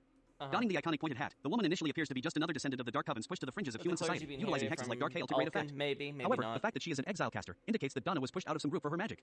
The witch does cast soul sorcery alongside her hexes using the rustic staff of Amana, so maybe she became curious about magic with non-dark souls and was branded a heretic for her studies. She refused to abandon either school of magic, so the community banished her. Her use of profound still betrays the jealousy and humiliation Donna feels for being cast out, but she is now her own independent woman, reflected in her Italian name referring to a mistress. And that freedom to pursue both hexes and sorceries brought her to Eliam Lois, where knowledge of both dark and souls lays ripe for the taking. Both Nikolai and Donna's examples show that Eliam Lois has attracted lovers of the dark arts, which could only be due to Alsana. However, there is no hint of a hex or similar dark item finding currency among the army or clergy. The capital's dark-loving inhabitants, alive and dead, are more likely all outsiders who came only after the country's collapse, Alsana remaining in the ruins to potentially attract their interest. The two invaders certainly aren't there just for the silent priestess, so the fortuitous convergence of leftover miracles, sorcery, and the dark arts may be what has brought so many heretics to Eliam Lois. Either way, their implicit recognition of the abyss within the ramparts doesn't necessitate that Alsana was forthcoming about her true powers during her time with the Ivory King. In fact, all indications lead to the contrary. The Child of Dark's only possible contribution to the kingdom before its collapse is the invisibility spell placed on Ava. Typically, such magic relies on the powers of light or fog to reduce one's existence anchored in spacetime. For that reason, total invisibility is avoided since that would mean negating one's entire existence. The one exception in DS1 was Priscilla, who used the cold of her world in conjunction with her abilities tied to rock and dark. This makes it possible for Alsana to perform a similar magic through the abyss with its dominion over space. What is the dark good for if not hiding things from sight? It would explain why the Eye of the Priestess generates a reddish-orange aura when left unattended. Whether sourced from the flame of chaos or elsewhere, the Eye likely uses the power of light to reveal Ava and others of lessened presence, the power of time clarifying their place in space. However, that wide applicability would make it difficult to determine the nature of the invisibility by itself. And even if Alsana did use the dark to beef up her own protection, it wasn't openly. After relating her selfish intentions for approaching the king, the Spawn of the Abyss confesses that he might have known that, implying that she never directly told him such. And since telling him would require revealing her true nature, she must not have shared either details with the nation. As far as Alsana was aware, no one in the country realized the truth, least of all the king ruling them. This leaves the queen no opportunity to spread dark among the culture. The apostle served quietly in the king's shadow, never letting her reasons be known for fear of the consequences in all likelihood. It wasn't some grand scheme. Despite the localization's claim in her soul's description, she does not pray in reverence of the apocalypse, but for fear of the end, her end. The monster harbored no malicious machinations for the kingdom, but she nonetheless deceived her sovereign with illusions of love. Given her nature, how could she trust a proud and mighty warrior to let her live for such a slight? As far as the queen was concerned, she just needed to do the minimum to keep herself by his side. In short, Alcana's motives up until that point were purely survival. The Ivory King a means to an end. If he could be a mighty wall for his country, his fiery soul could be one for her as well. If she ever felt her existence was threatened, she could devour that soul at a moment's notice to buy her more time. She could just as easily claim it after he inevitably perished, moving on to find a new soul to ease her anxieties. But her silence ironically kept her trapped within that same box, now afraid of everyone discovering her deceit. Alcana had no one to rely on, no one to turn to, no one to take comfort in. And for what? A lonely existence. The fragment of Manus was so focused on living that she never considered the purpose. What was she to do with that life? Her husband's noble sacrifice provided her the answer. Gratitude is the sign. Yep. There we go. At some point, the Ivory King reached his limit. To be more exact, this seems to have occurred not long after the first priestess had passed. The woman's body has rotted away in the time since, but her eye despite the invisible lava remains, emanating great power. This is odd because the magical device is supposed to be returned upon the completion of a priestess' duties, a euphemism for her demise. If the body was in the custody of Churchtown but not dissected for the eye, then she must have perished not too long before Ilium Lois's collapse. The fact that she is left out on the open on an altar reinforces this impression. The body was probably being prepared for the surgery while giving the priesthood a chance to mourn in a kind of open casket funeral. But the king disappeared, and the country fell into disarray, so the process was never finished, a new priestess never to be christened with the eye. Did the first's natural death affect the man's link to chaos? Perhaps, but her successors should have limited any blowback. I like how that line Rather, the problem specifically appears to was have laid given with like the a aging different monarch. reading. Item descriptions emphasize how his soul dried up as he exhausted his power, but this doesn't affect his fighting ability during our boss battle. His soul is still comparable to other warrior kings. Therefore, his power must refer purely to his ability to suppress the flame of chaos while maintaining independence from its influence. If he offered any more of his soul, his presence of mind would be compromised, making it impossible for him to manage the kingdom's affairs. The capital he built filled him with pride, but the country was now in jeopardy. No one else appeared with the strength to succeed him as king, and no method to challenge chaos directly had yet emerged. And so, he decided on the best course of action, throw himself to the flames. Taking his crown with him, the armored king plunged down the pit and confronted the old chaos directly, battling until he was consumed by the flames. His plan was to either free himself of the evil or buy time by giving his soul fully to it. In the end, there was no miraculous victory, and the monarch was reduced to a mere puppet. Before that, he laid the groundwork for Plan B. Although the crown's description claims that he disappeared without anyone knowing, there were obvious exceptions. For one, he entrusted Alcana with everything before he left according to the same description. This was embodied in the sword he gave, inscribed with the name Ilium Lois or Es Lois, to be more accurate, to represent how he was handing the kingdom over to her. Damn. It was no random blade he forged either. The sword is peculiar in that it combines two blades, one white and one black. Oh. It is easy to see the parallel with the royal couple, Damn. a king in white metal and It's spawn gonna of be black really darkness. hard to get this guy to Moreover, kill the me blade's from a strong attack decent draws out range. orangish energy which heals allies struck. The message is clear. By working together, they could both protect the There land we they call go. home by targeting their own ally. It was this symbolic gift that presumably made Alcana suspect the Ivory King's knowledge of her hidden intentions. The black sword could only mean that he knew her true nature. Perhaps it was just a gut feeling, or perhaps he had found something in his search for chaos-slaying weapons that tipped him off. The sword is likely one of the taboo arms that Ivory King had sealed away. One mimic in the ramparts rewards only the symbol of avarice, its head, upon defeat, making it a container with no contents. Why keep a security chest if you have nothing to secure? Unless, the item you wanted to ensure no one acquired more than anything else was removed and never returned, which lines up with this weapon left in Alcana's possession. It is obvious why it was sealed. Pointing your blade at a comrade to help them survive? It was risky to execute mid-battle, and hardly the mentality to promote among the soldiers. And since it did nothing to advance the destruction of chaos, it was left to rot until the king saw fit to inscribe it with his country's name and bestow it to his queen as a parting gift. A man of the sword instead of the pen, the warrior communicated his feelings in a way only he knew how. And in that silent gesture of his own, he spoke volumes. He knew the whole time, yet kept silent himself, because he trusted her. Although the English description to his soul claims that he is ever merciful, it would be more accurate to say that he is full of love as much as pride. That was true for his country, his subjects, and his wife. She never had reason to fear his reprisal, human or monster, he adored her all the same. Even if she did not reciprocate his affection, he hoped that she would use her powers, which he believed would be able to help preserve Ilium Lois from the old chaos. That wordless statement apparently resonated with the Apostle of Fear, as the priestess has remained in this land praying on the world's behalf long after the soul she sought became out of her reach. Logically, she should have left Ilium Lois to its fate, seek a new soul. But emotionally, the Apostle needed to stay, saved by his stalwart acceptance in the face of her never-ending fears of the end. The knights were also informed about the Ivory King's plans. He commanded that they wait for his return, wanting them prepared for the final battle against the life warped by chaos once he had critically debilitated it. If not him, they needed to be ready for someone with the strength and conviction to challenge chaos in his place. Only then should they step up to the pit. Whichever scenario played out, he would not bring his men on this suicide mission. If the Ivory King became one of those grotesque perversions of life, he wanted as many available to cut him down. But many of the knights, including Fabian, couldn't accept his order. After the king disappeared down the pit, they followed after him, hoping to defeat the grotesques by his side. This was the king who always protected them. They would not stand idly by while he sacrificed himself one final time. Did they not pledge their knighthood for this very moment? Whether or not the king appreciated their spirit, he would have allies in this tussle with chaos. But much like the Silver Knights loyal to Gwyn after the Demon War in DS1, they all simply got burned. The knight's armor has been scorched, the helmet melted. This charge state is a result of constant burning by the flame, the power of life it has imbued into the metal evident from the gradual healing effect of their shields. The knights themselves have received some of that power, several employing pyromancy. Curiously, they are affected by soul appease, suggesting that the survivors turned undead and since hollowed. Nonetheless, they are puppets of the old chaos, their wills lost, unable to resist the direction to slay even former comrades should they threaten the flame. At the same time, the description to their souls insinuates that it is their memories that guide the hollows home even if for such a tragic outcome, grief undeniably remaining even after the death. Their minds may be lost, but some fragment of their former selves remain, instinctively drawn as they are being manipulated for it. Their only hope is for Alcana to one day bring their sad and sorry souls solace. A fate of ice and fire. With her loyalty to the Ivory King secured, the Apostle of Fear reoriented her fears toward the flame threatening to swallow the world. Her savior left her with a mission, and she fully intends to fulfill it. From her soul's description, her praying serves a ritual to keep the old chaos sealed. This is apparently her only option, lacking the same fighting power as the warrior king as she does. Nonetheless, it is also the one thing holding the flame of chaos back now that it has assumed direct control of her husband. By her own words, she will carry on his will to suppress the flame until the man returns, and she is painfully aware of the chances the latter comes to pass. She is devoted to maintaining this ritual until either she, chaos, or time itself dies out. Granted, this is a task that no other priestess could complete. In the Silent Priestess account, Eliam Lois has been plunged into eternal winter ever since it lost its king. Snow drapes the northern limit far into the horizon, becoming a lifeless world devoid of foliage save for some surviving trees behind the walls. Description to the frozen flower notes how this key of Eliam Lois seems to be robbed of its heat from the cold, an odd detail to highlight when cold normally robs the heat from things. However, considering that the stone flower has remained frozen even after sitting in a much warmer climate at Dranglia Castle for who knows how long, Maybe we got the cold a lot of freezing the good stone shots element is here. clearly unnatural. The icy winds originated from inside the capital, their force flinging open the ivory gate before spilling out into the wider land. And when we confront Alsana and earn her trust, it is she who calms the winds freezing over the path to chaos among other things. She even uses this power to form icy tendrils to block our path or otherwise discourage journeying onward. We can be certain that this power of cold derived from her dark nature. Out of the snow emerge ice golems. Because the humanoids are formed from the frost draping the land, they carry flora like wilted dusk herbs. But they are nonetheless artificial bodies, able to manipulate the cold to reform their arms into various deadly shapes. And if they are golems, they must be animated by souls that existed within the ice crystals. The underlying nature of these souls is evident from the ice horses. Formed in the constant tundra sweeping over the frigid outskirts in regular rhythm, the more animal-like form with horns and hooves plus generation of lightning may be due to the demon and dragon bones picked up with the ice. The horse-like Kirin is occasionally depicted as a dragon in Japanese mythology and often associated with lightning in popular media. Nevertheless, the ice horse emanates a dark aura. What could be causing this except being steeped in more of those icy winds than the golems in the city? Maybe. Even Lud and Zalin have garnered this shadowy aura as a result of remaining in the snowfield. In short, Alsana's cold winds stem from her underlying humanity, whose penchant for spontaneous generation sometimes animates the ice when the souls happen to coalesce. The problem is That dark that might only exist in trace motion amounts, blur. hence requiring extensive blizzards to manifest any symptoms. Still, it is there, and it is easy to imagine how it accomplished such an extensive change in climate. If fire produces heat, then dark leaves cold. Both elements of the universe lie on the consequence end of the spectrum, alongside death. And just as the cold winds have brought death, the spawn of the abyss has brought the chill. Performing this kind of cold air ritual is well within Alsana's abilities as a fraction of the powerful dark sorcerer. And because it is the power of their queen, the army learned to adapt to it. Turned blue covered in icicles, the soldiers and priestess retainers have formed new armaments from the ice, the warriors That's using them as doable. catalysts to I perform a can kind of live ice with sorcery that. functionally similar to soul arrow. In the case of the wall defenders, their mastery is so grand that they are willing to throw their lances before generating new ones out of thin, or rather, cold air. They also impale the weapons into the ground to generate a line of jagged ice crystals. The Ivory King's intelligent pets have likewise picked up on how to perform this sorcery without any catalyst, conjuring multiple ice projectiles akin to homing soul mass. Even the Lois Knights will seal portals to chaos with ice before their last breath. Whether all aware of the source or not, the Ivory King's subjects clearly taught themselves how to manipulate the cold now blanketing their land. Eliam Lois's defenders continue to perform their duties to the best of their own abilities. With or without the king, the ramparts must stay strong. Inevitably, not everyone survived the cold. Alsana refers to hate that Eliam Lois blow. as an obsolete capital for good reason. There is no way for a large city to maintain its population after all potential crops in the region have perished under the snow. Even for game, the only wild animal we encounter is a unique species of rat, which we see feasts on the refrigerated corpses and uses the icicles forming on its back to roll around like a certain blue hedgehog. Outside of vermin, there was simply nothing to eat. Hypothermia and starvation were sure to have run rampant until only undead remained. The priestesses were not blessed or cursed with such a fate. After the clerical masters all died out, their attendants came to roam the freezing temperatures inside the city. Most we find simply kneel in corners, clearly distraught. Without the priestess guidance, they are lost. It is only when Alsana relents with her blizzard that many seem to regain their composure, ready to join the fight for Eliam Lois. Maybe. Of course, the defenders do this as hollows. Ooh, Both the sorcery maybe. swordsmen and attendants are vulnerable to soul appease. The wall defenders might still retain full clarity of mind, or perhaps their survival is due to conviction in their duties more than any dark curse. Whatever the specifics, they maintain the expulsion system, proof that Eliam Lois's soldiers' first duty in this unexpected ice age was protecting Eliam Lois from themselves. I The war think we'll dogs we live find with still that. alive own souls of lost undead and nameless soldiers, explaining why. Countless undead invariably hollowed and were forced to be put down or banished. Soon enough, the mad exceeded the same and Maybe. overwhelmed them. Without the Lois Knights to help, the army couldn't keep up with the hollows. As for the few who remained, they too have survived by some means. Perhaps it is the dark sign, or perhaps it is their conviction to their king cursing them to persist for so long. Either way, only one knight has remained at the pit, ready to enter battle. The rest have gone into seclusion, awaiting the summons of their king or some other worthwhile challenger of chaos. Although the garrison ward key description asserts that they remain in that district specifically, this isn't strictly accurate. While one does sit in the tower across the bridge from Nighttown, another hides in the tower accessed from the ward's inner wall at best. The last lies in the inner wall for Churchtown, which can also access the second tower. Considering the previous Yeah, audience that with the key text, is this is likely wrong just on another so many oversight by From levels. Software. There is a reason the local bonfires established this place as the Old Night Town. No knight actually lives in the district anymore, the place filled with one uninhabited ruined home on top of another now.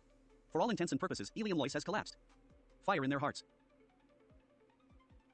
When we make our way into Eliam Lois, Alsana's voice echoes through the cold air warning we fear the old chaos and leave. Despite her attempts to scare us with words in the one icy tendril, she does not meaningfully stop us from acquiring the eye of the priestess or challenging Ava. Even coming face to face with her guardian beast, she prays we do not suffer. But contrary to our expectations, we are able to defeat Ava and have an audience with the silent priestess. Although she won't let us get close, our actions tickle her curiosity, and she reveals her desire to free the Ivory King from chaos clutches with our strength. Although she permits us to challenge the flame with just one knight at our I side, think we are it's free to good. recruit the others to our cause, inspiring each to return to his post and fulfill his king's last command following us into battle. All of this is very impressive to Alsana, who truly believed her kingdom was as good as dead. But once again, she was never alone. The spirit of Eliam Lois remained dormant but was still there. It just needed to be drawn out by a new king. As noted earlier, the knights will sacrifice themselves to prevent their brethren from continuously flooding in through portals of chaos, which oddly reuse the Rose Gateway scene at the pit above rather than Isolithian architecture. Once we prove resilient, the spirit of chaos brings out one final fiery portal for the Ivory King to step out of. Unlike his knights, soul appease has no effect on the king, so it is questionable if he ever even fell in his battle against the flame of chaos. The fire took his soul, but his charred armor remains unmelted.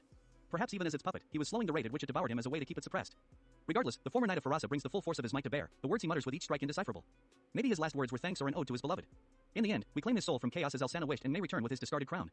For her part, Alsana renews her determination to see her duty through to the end. With chaos cut from the soul of a king, she now has a chance at outlasting the flame.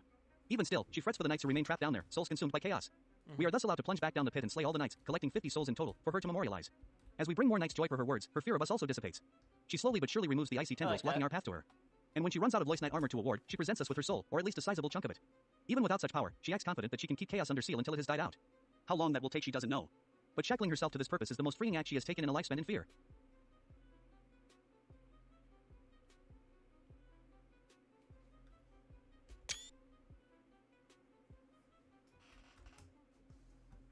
Alright, so giving it a listen, I think that draft sounded pretty good, honestly. Probably want to give it one more read through, just to be doubly sure.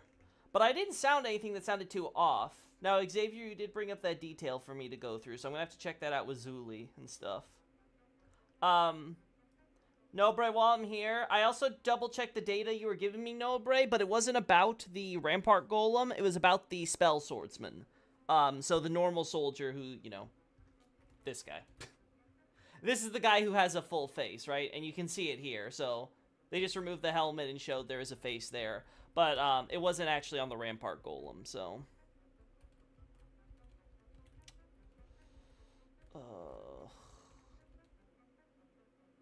This looks okay. Actually, you know what? I think I like it a little bit more. I just need to crop it ever so slightly, I think. But I like this. I don't know which I like better, though. Maybe I'll use both. Again, that's for, like, a Drang Lake, that's for, like, a Drang Lake update, though. So there's only one more thing I care about. Oh! Where the hell are you? If I remember correctly... It's up here, right? Or I'm... There we go.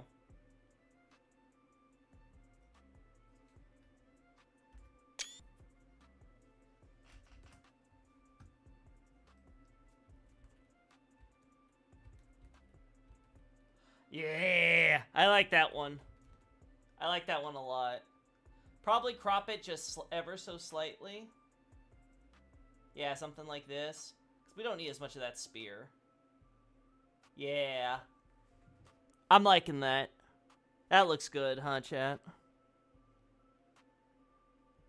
Yeah, I'm happy with that.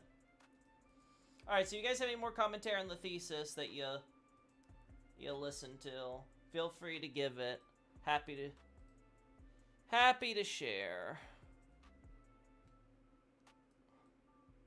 Want to make sure that this is all finished up tonight, so I can quickly have that posted up for tomorrow, and then we can have the Halloween stream without a care in the world.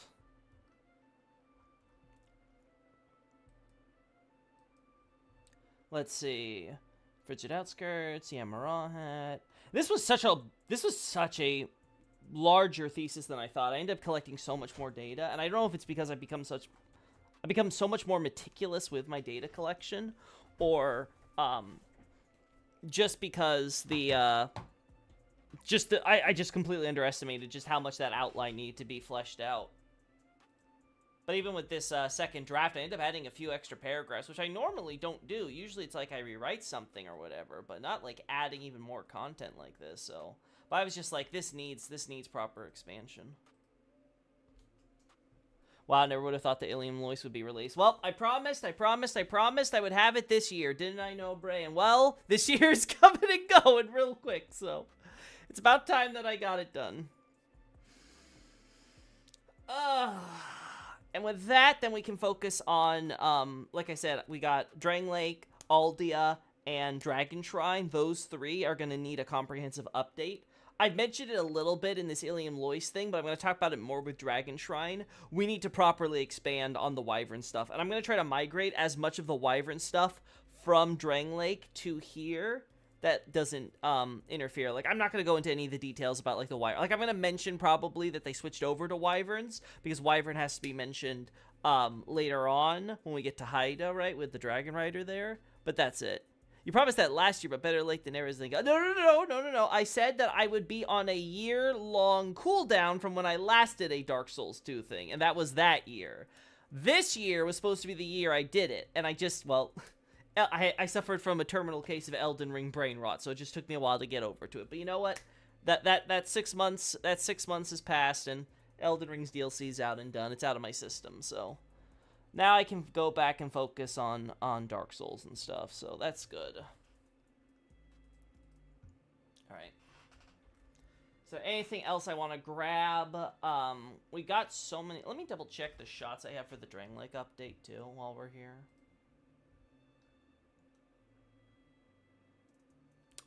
Oh, where the hell is that? That's Ilium Lois. I don't have a lot left in this folder. I'm going to have to delete it soon. Okay, so we have this here. Alright, so we have the basic stuff here. It'll show eventually, right? It'll show eventually, right? There we go. So yeah, we got the shot with the dogs. I'm really tempted to do a separate dog article. I really am. We got the stuff on Drangleic Castle. This is a cool shot, but again, I don't know if I'll use it.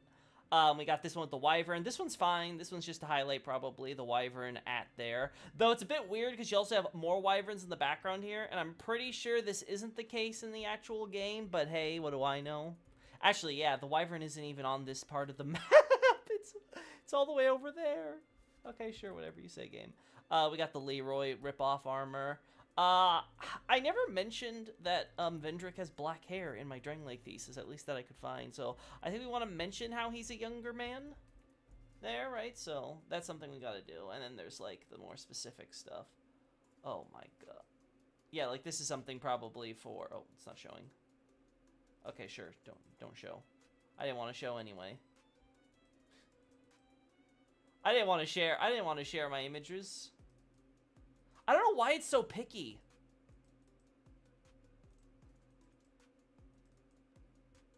Yeah, it's not showing.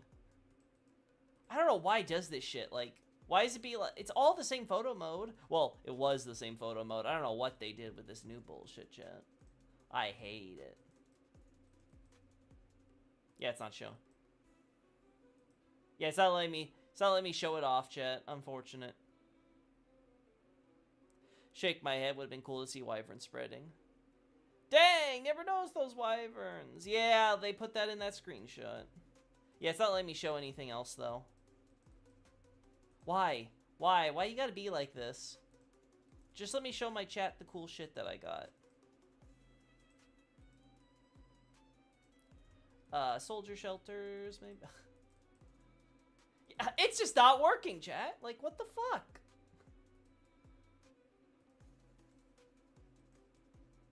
Nope. It's not because I have something minimized. This is so frustrating to me because I don't understand why the system is like that. Wow, I used the one I used previously that it worked on. It's not working. Oh my.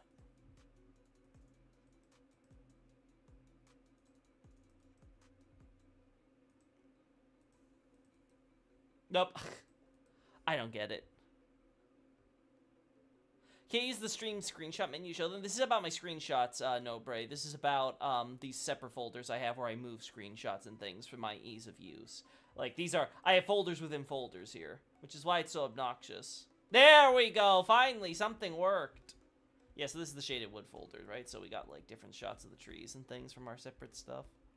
I'm not sure about this one, though. I thought about maybe if I, crop it or whatever, but I don't know. I just hate that motion blur. It ruins everything. Like, this looks cool. Some of these that I edited. Look at the forest from a distance. I like this one. This one's a very cinematic shot. It's one of those moments where it's like, damn, did I just make Dark Souls 2 look good? Then you got this. Right. And then, of course, we have the fort. The fort has so many sub... folders, because I assume that this stuff I would be making separate. Like, God, just the expansions I would have to do to the fort, chat, like, it's gonna be crazy. It's why I said this is a comprehensive update I'm gonna have to work on. Like, there's so much that's gonna have to go into it. Yeah, it's gonna be crazy. Like, here's some of the shit you showed me, no, Bray. I did some edits here. I like both of these. So we get some comparisons there. Probably going to apply brightening to these shots, so that way you can more clearly see what's going on here. This one's good. This one at least gets the idea across, though. I think this one's still better. Yeah.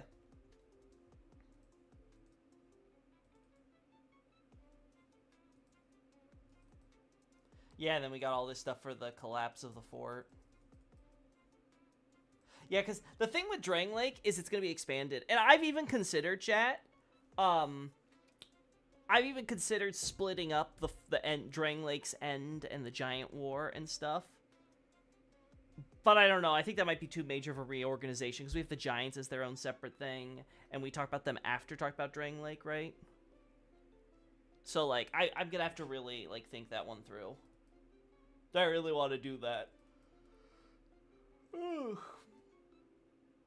Because these are like, there's so much to talk about on that front in terms of the aftermath of Drangleic's collapse. Because there's the stuff at Haida, which bridges into the No Man's Wharf. Then you also have to consider the stuff, of course, at the fort itself with the rivers and things. But then there's this like retreat from the rivers, right? Because there's these little mini stories that are going on top of all that.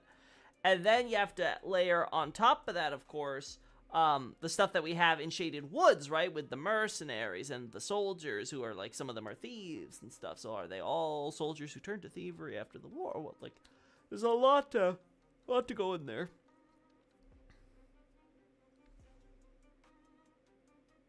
I want to see if maybe the game has some cool culture, like, I don't know, Lothric's dragon slaying culture or something aside from, oh, it's a Kingdom of Dragons. Well, unfortunately, I'm not sure if I can deliver on that, but we'll see, we'll see. I think when we get to Dragon Shrine, though, it'll be better, because I can talk, more about the dragons. Like I said, I added stuff in the second draft with Ilium Lois regarding dragons, because it looks like Ilium Lois is kind of giving some added evidence to this idea that the wyverns were native, like the wyverns at their nest were native, and the idea seems to be that like that cage we see behind Aldea Manor, that was part of this system where they would lure in the wyverns into this open cage, right?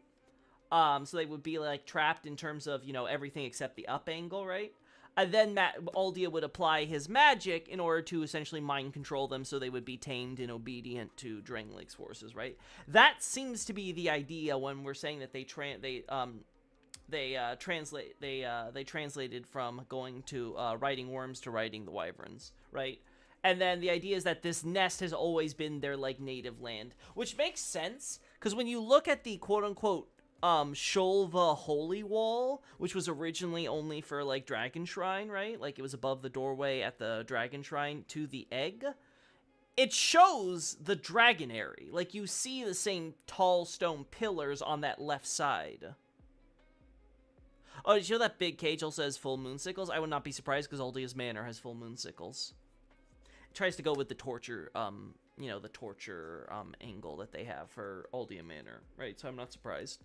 But anyway, the point being that, though it does potentially imply that this wyvern thing was wrapped up in Aldea's research, so the wyverns might be a relatively recent thing potentially. Anyway, I think it might have been something because you also see the dragon in Aldea's Manor, so it might have been something where the manor was built for this project of transferring to wyverns, but obviously Aldea starts using it to study a bunch of things. But anyway. So all of that sort of gets wrapped up together in the Sholva lore, but I think when you look at the Holy Wall image, you can kind of see that originally the idea was an abstract representation of the wyverns at the Dragonary all bowing down to the Archdragon, you know, the dragon god, you know, god, quote-unquote, that they have enshrined there at the shrine. And then the egg is there off to the side because, you know, it represents the egg we collect there, right? And then you have all the people below to show, like, Aldea and everybody else who are, like, you know, like, oh, we love the dragons, right? But obviously then Sholva came out and they decided they were going to repurpose that asset and connect it to Sholva. So some of those details don't make complete sense now, but it's fine. It's fine. You can still abstractly do it, which is why I'm thinking of also doing an update to Sholva to kind of expand on that. Because at the very least, I feel I have to talk about the iconography, even if in, like, Dragon Trial, I'll be like, oh, well, you see, it was repurposed from there. But yeah, overall, it's very clear that there's at least more lore to the Dragonary than I was giving it credit for. I want to build upon that foundation to expand on it a little in the opening sections, and then after I talk about, like, its natural history, that we can tie back into, like, with Ilium Lois and stuff, because again, I mentioned stuff like, you know, local dragons, you know, its proximity to the shrine, right? So I already kind of set that, allude to it. I just have to, like, properly expand upon it and discuss it, dissect it, I should say, in the Dragon Shrine thesis. Do we ever get something on how Drangleic gets integrated into the world of man, or something of inner affairs like Lois or Shulva? No, we don't, unfortunately. Again, Dark Souls 2 is not interested in that, really. The closest we get with Drangleic is how, Welliger goes out and poaches, whatever his face, Leywin, whatever they call him, from, Mira, and has him come back and, like, you know, be, like, a personal blacksmith at Drangleic. That's really the closest we get.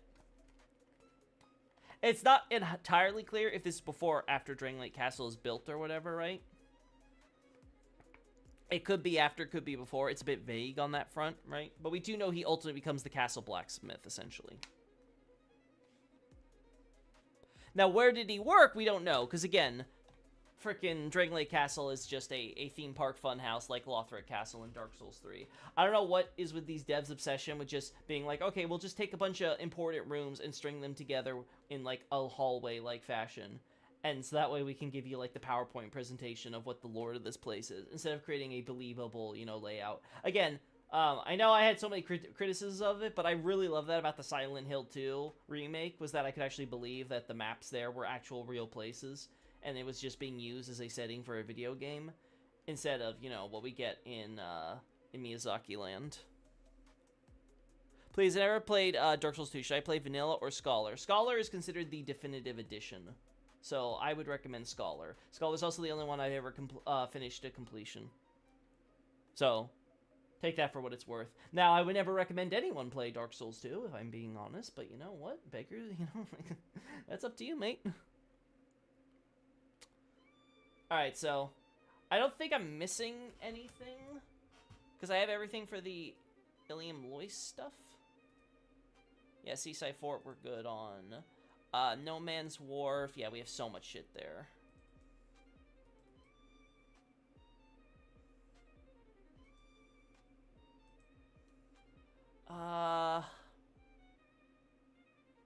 Yeah, the Lois visit, here we go.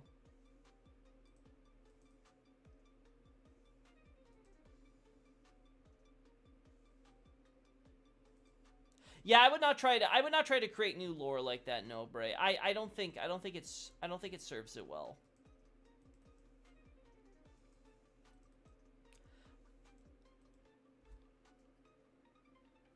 Thanks. DS2 is the only one I haven't played yet. Good on you. Maybe you should keep it that way. Ah, there we go. Yeah, so this is what we got. So we got this with the Giants, right? Which again is fine. We got this with the, one of the Elite Knights. I don't know. I have a zoomed, yeah. I think I like this one we got instead.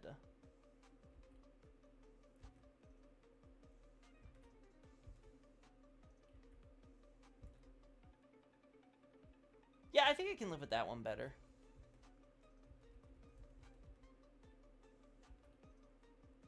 I don't like that angle the more I look at it. I think this one's better. Yeah. Obviously, they shot for more of the Giants. I thought this was funny, too. We got these guys for Aldia stuff. Yeah, I'm going to also try to talk less about the Flexile Sentries and Drangleic and stuff. I'm going to keep it, again, as bare bones as possible and have all Flexile Sentry lore and crap go into, Aldia or Aldia's Dragon Shrine. I'm really thinking of moving all the dragon stuff in Aldia to the Dragon Shrine. Like, just have it all talked about there for the sake of simplicity. Then we got this. Oh, I haven't died close up to any of these guys yet. Alright, we found it. We found it. Let's do that. Let's do that. Let me get my ass kicked.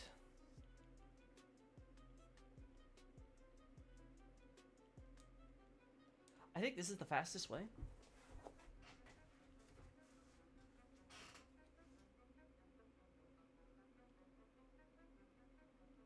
Shake my head, I just wish Drangleic was like Shulva, Alkin, or Lois regarding the inner affairs. Drangleic was done dirty. Yeah, they really try to brush over that stuff to talk about the interesting things, quote unquote, with the undead curse and then the search and to understand the Throne of Want and crap, so. It is what it is.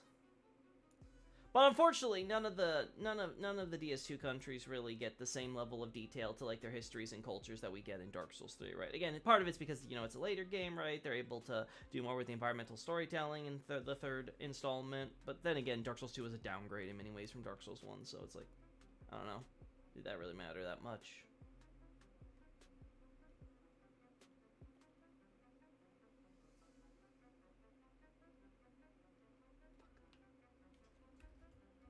Wait. Oh. You're still following me, asshole? Like, what the fuck? Oh. Right. Fuck. I didn't think that Rampart Golem would follow me all the way here. He loves you. Well, I don't love him. Fuck, man. Alright. Alright. Let's go back to our screens. You know it does love me? Screenshots. Damn it! I was hoping I got that shot before the We can't have nice things, chat. We just can't have nice things.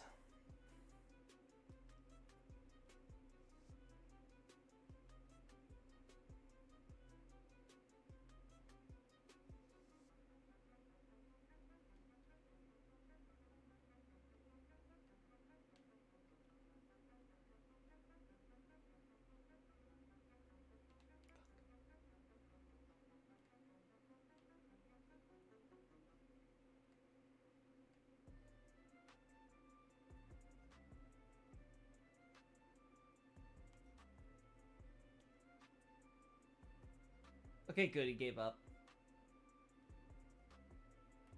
Oh, but you didn't. What the fuck? God, I hate DS2 so much. It's just the endless spam. Just stop it.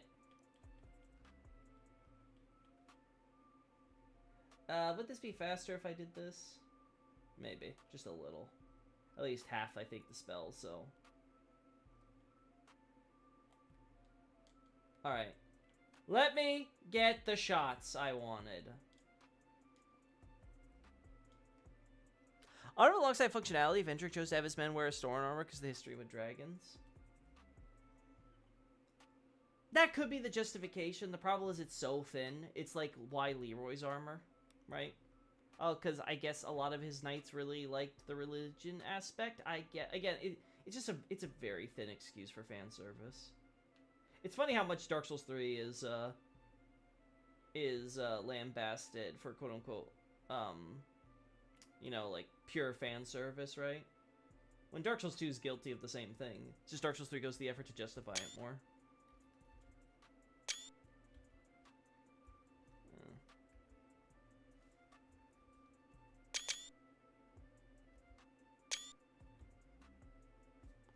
Alright, that's a good number of options, so we'll see which one the cloud fucks over least. That guy's still not going. Ah, because I haven't looted these corpses yet. That's probably why.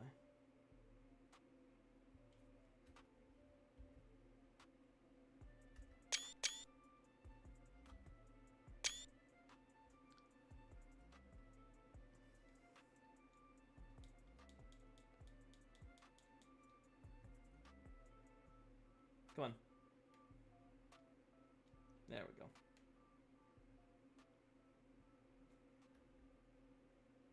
Damn. I was hoping he'd turn around sooner, but no luck. They do this stupid-ass walk where they just kind of start walking off in random directions for no good reason. Like, what the fuck are you looking at, bro?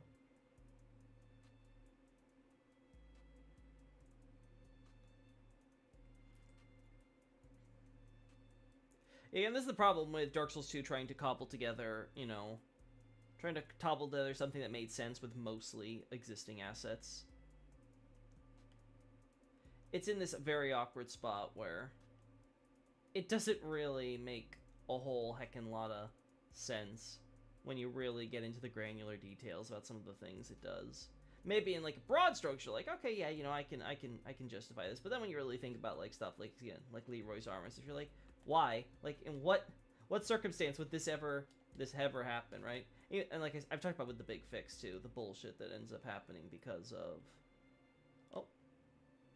the bullshit that ends up happening because because now we have to confirm that the Varangian stuff happened basically pretty much in the early stages, even though not the Varangians themselves, of course, but the sorcerer thing with the Varangians, I should clarify, right? So, like, you have to have the Varangians and everything involving the sorcerers has to happen early on, even though it creates this really weird paradox where you essentially have Aldia, his sorcerer brother, being trusted to gather a bunch of sorcerers, so that way they can start trying to figure out the cause of the curse after Vendrick just goes around trying to get rid of basically every sorcerer in his country for fear that they may be responsible for causing the curse.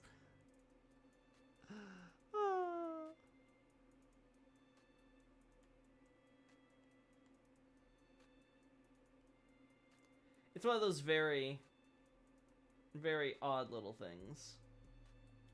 Alright. We're gonna see how close I can get without, if I didn't loot the corpses.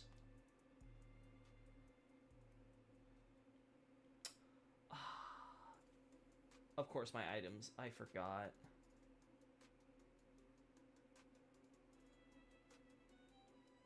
Oh. What?! Oh, that is bullshit! What the fuck?! Why is a Rampart Golem still aggroed on me? He ran away! God, I don't get this game. Why is this game such bull? Loki can throw a spear. Yes, but you saw him run away and de-aggro Nobre. And then he just suddenly decided, nope, I still want to get you. God, this stupid AI.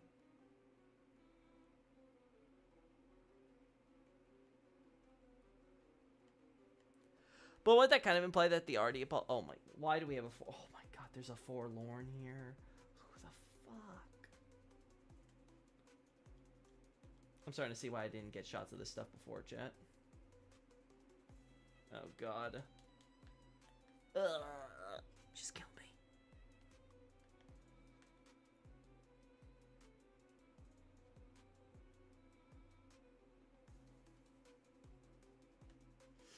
As I was saying. So, gathering took place after realized all his thoughts were Bunda. Yeah, but then you're essentially having it where Vendrick essentially is like, well, it could be the sorcerers. Meanwhile, he has his brother, a sorcerer, who's totally omitted from this. Like, oh no, brother, I would never suspect you, even though you're a sorcerer. And in fact, I'm going to let you gather a bunch more sorcerers. So even though we haven't proven yet whether or not it actually is in fact sorcerers, which it totally could be, just because he killed all the sorcerers he could find in his kingdom doesn't mean that they aren't responsible still. Why the fuck are you appearing now? God, I hate this game. I hate this game and its stupid invasion mechanics.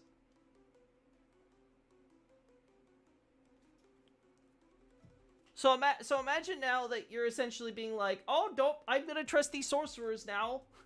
And then later, it turns out, oh no, these sorcerers committed terrible horrors and monstrosities beyond my moral tolerance. And it's like, oh. You really go back and forth on this sorcerer thing, huh? Yeah, it's just very silly.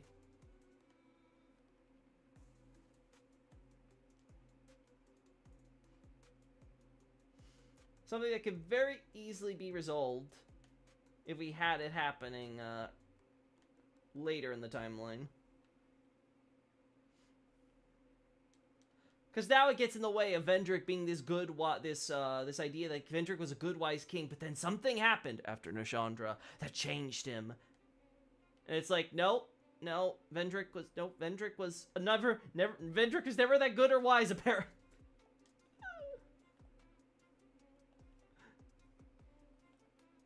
He was always a guy who was totally willing to murder entire throngs of his subjects and persecute them. On mere suspicion that, hey, maybe they're responsible.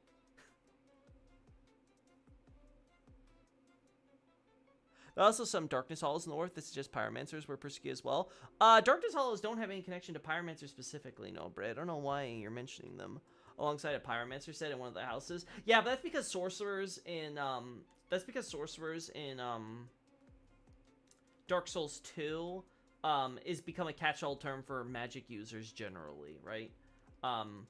Because we see pyromancies accepted at Melfia as well. So it's like we have the desert pyromancers, but they're called desert sorcerers in Dark Souls 2 versus Dark Souls 3, right? Again, Dark Souls 3 is the one that has to reinstitute the distinction between sorcerers and pyromancers. It's very weird. I need to make their AIs harder.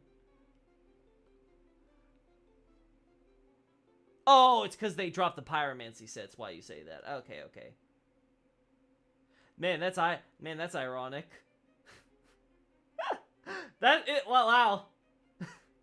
That's a bit of Miyazaki humor right there. Okay, are we? Is he gone? Is he for realsies? Actually gone? Oh, you know what? I think it's that guy.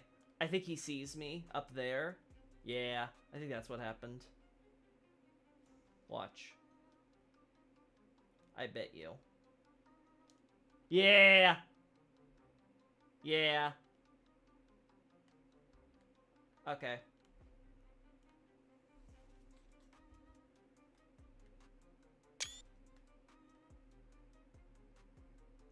So that's what happened.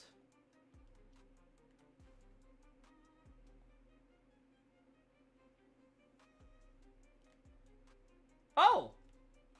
We actually aggroed him when I wasn't looking. Cool.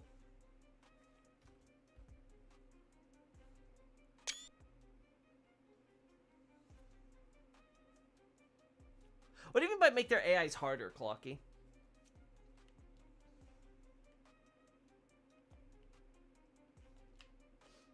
Like make them more sophisticated, or not so they don't do more stupid shit, or...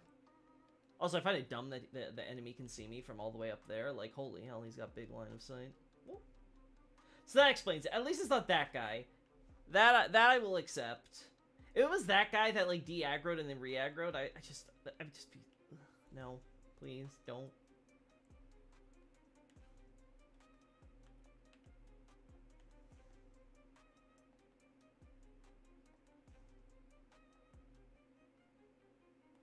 I'm surprised that worked.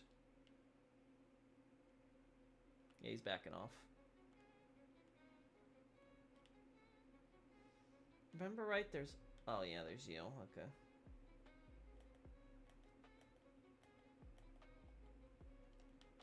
Oh.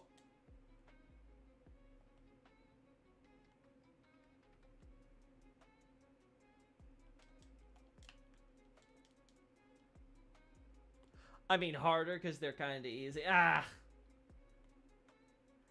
They're kind of broken is more their problem, I think, than easy or hard. It's kind of awkward for me.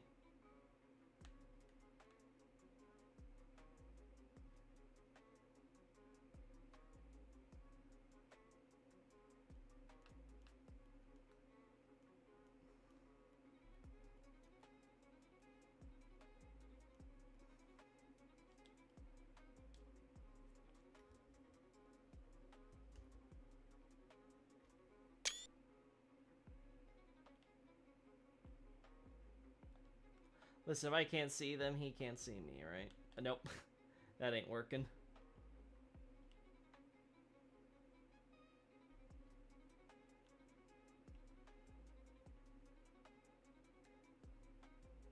No, he's still coming.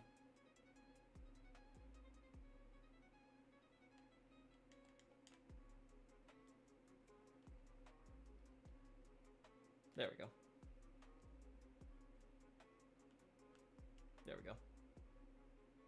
Damn. Really? Really? Damn it. How random thought, maybe Vendrick poached off Leeuwin also to have him forge his army's equipment when Drangleic was reorganizing its military? Was there a reorganization? I mean, I guess you could argue that.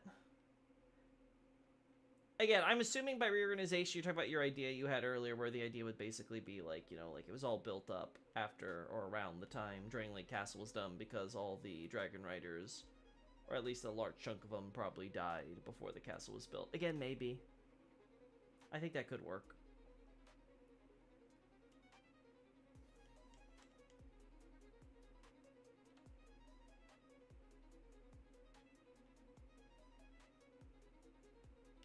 Uh-oh, the AA got confused again. At least the Forlorn stopped showing up.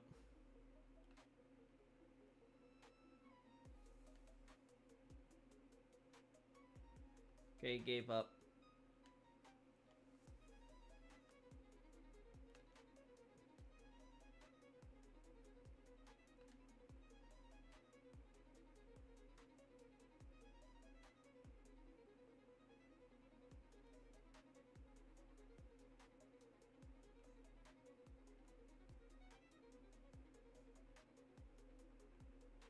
Ah, fuck. Damn. Damn! I'm not getting good angles with this guy. Frick. Let's look at what shots I already have, just to see. I'm pretty sure I got some good stuff. Like, yeah, this is okay.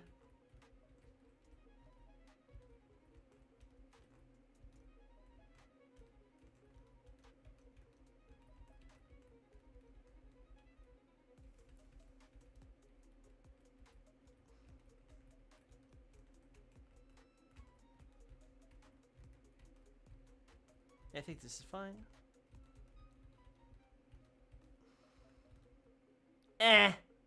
This is good. I don't like this one as much. Where's the castle of Dung? I know you mean Drang Lake, but I find Dung Lake such a funny spelling, I'm in. Where is the castle of Drang Lake we see in the intro? Like many things you see in the cinematic trailers for the game before launch, it's just one of those things that never came to be. It's like those masks that we used to have for the marionettes before we got the stupid masks, which they didn't even end up wearing. Which, I don't know about you, I think that's the saddest thing, is we never got those cool masks. End up in the final game becoming Dragon Area. Yeah, it does seem like that was like a proto-dragon shrine. Damn, I tricked. So it seems like if you go into the room with the chest, it just triggers that. Okay. Listen, I don't got time for your ice sickle dagger, okay? Oh my goodness. Finally. We got early concept art of the cinematic, which confirms that intention. Oh, really? I'd have to double check that. Is that in the collector's edition guide or the art book, or is that in the what's it called? The design works? Because I know there's commentary in design works on certain things.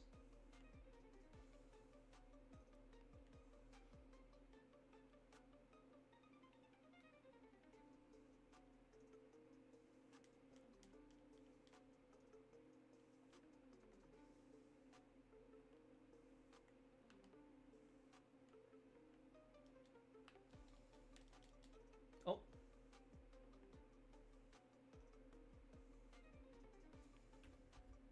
I guess. I don't like that. I don't like that screenshot. Like, what's the negative space for? It serves nothing. It serves no purpose. Okay, I gotta be careful now. I'm doing the right thing when I'm running away from these guys, but I gotta make sure I don't trigger the retainer.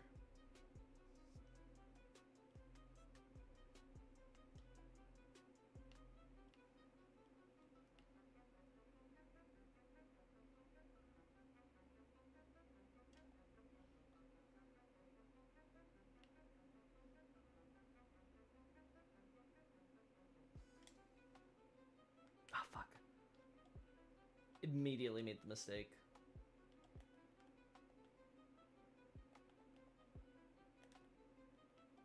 Alright. It's not that bad if we're waiting for the other guy to leave. There we go.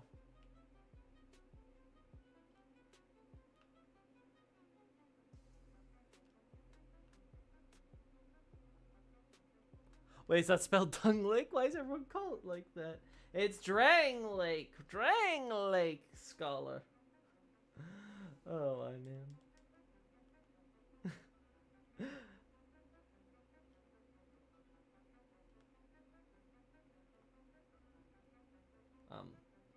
Kill me? There we go.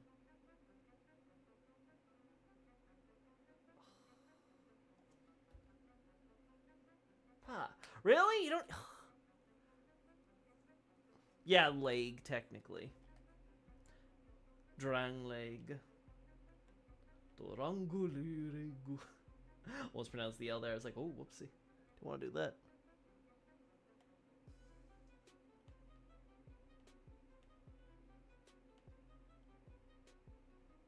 I should try getting a shot at that bridge from that side.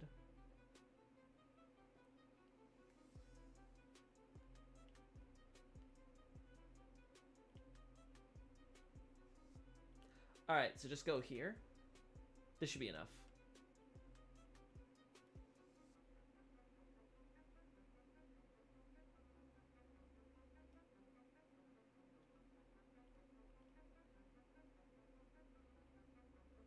Oh, fuck.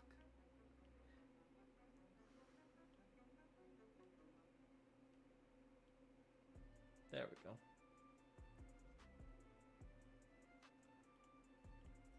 There we go. What a jank stealth game I'm playing. I just want to give her a shot at you, my friend.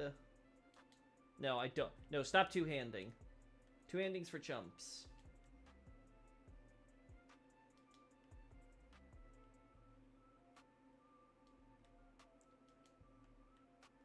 Oh.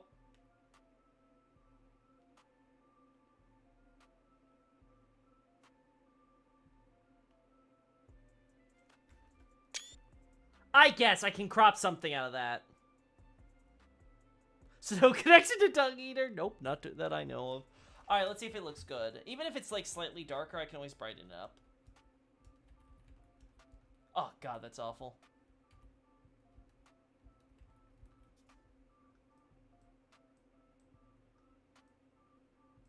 Yeah.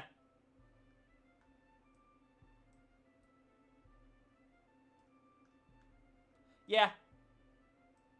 We can crop this. I don't even mind cropping the greatsword a little. Because we have a shot like this. So its equivalent would be something like this. Yeah. Yeah, I can live with this.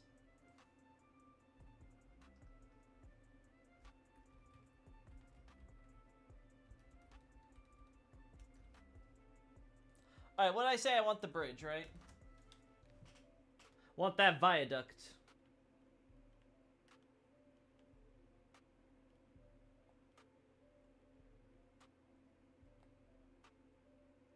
It's so low poly. Holy shit. It looks like crap.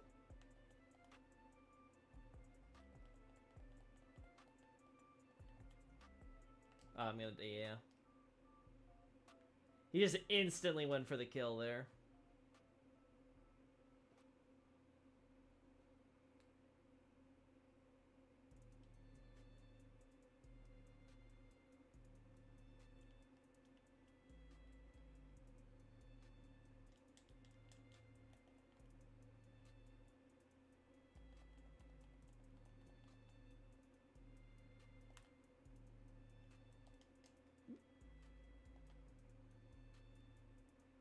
There we go.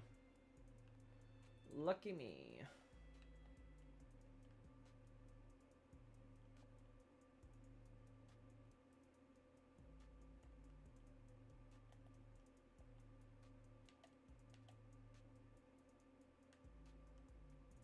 Go on, get over here, buckos.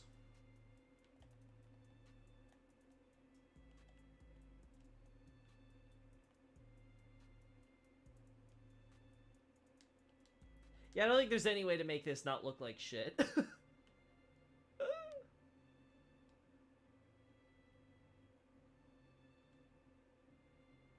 Yeah, I don't think I can salvage this one, Chief.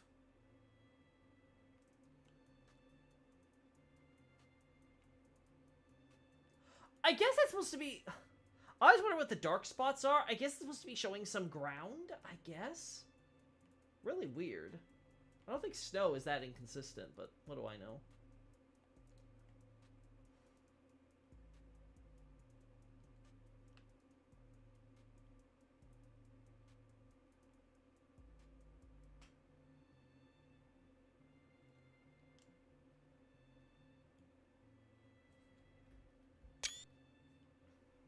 Maybe.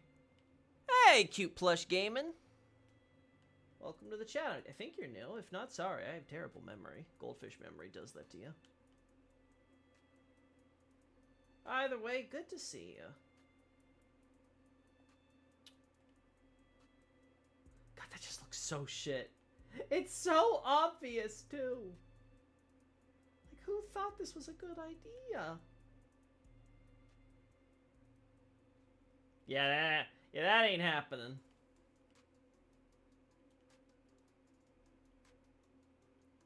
If I had free cam, this would definitely be better. I'm new. Good, good, good. I'm not that insane yet.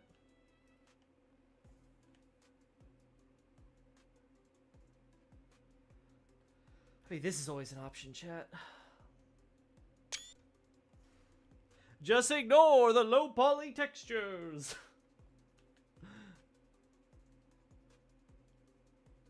God, it looks so bad.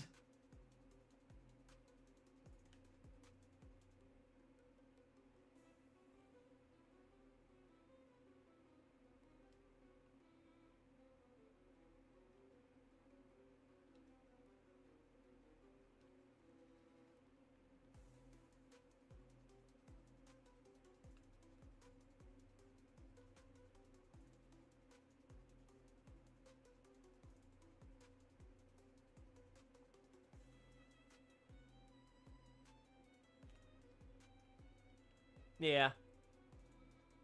I like cliffs in games. Oh well. Good for you, because you're gonna find lots of cliffs in this one. Especially ones that I can fall off and die on. Oh. You threw that thing before your animation was done. Oh, I'm dead. It's nice knowing you.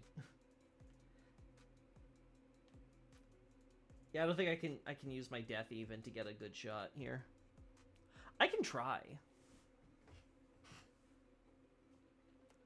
See if I can run up and get die on that balcony or something.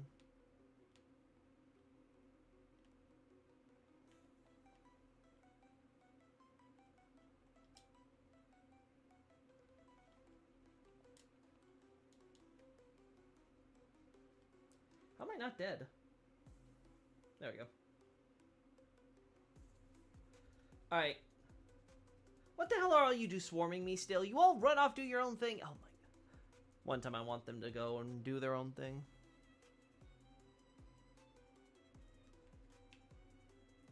Yeah, makes sense. Large cliffs are there for staring at horizons, right?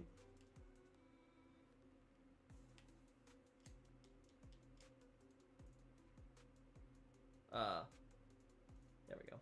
How am I not dead? There we go.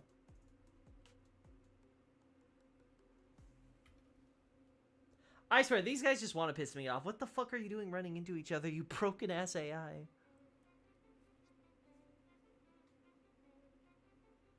Alright, let's try doing it from the actual, like, staircase angle, like I originally said now.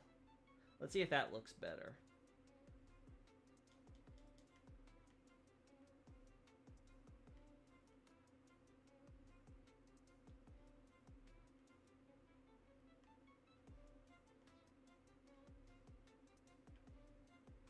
Well, at least it doesn't look low poly. It stopped looking low poly, at least. I actually need to see where exactly that transition happens. Maybe when we get on the staircase, we'll see. Unfortunately, the staircase isn't giving me as much advantage as I wanted.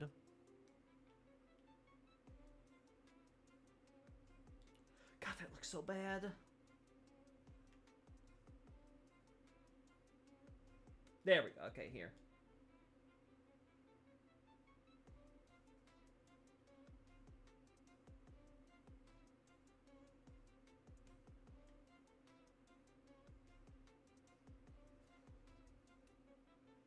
God, why are you running in front of it? I swear this game exists to give me an aneurysm.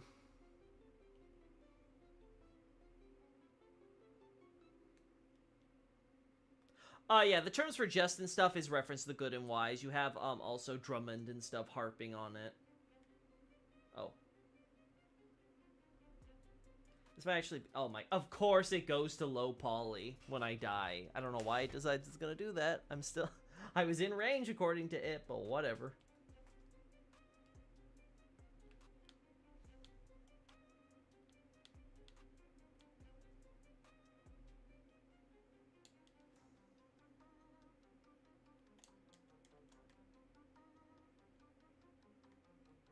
There we go.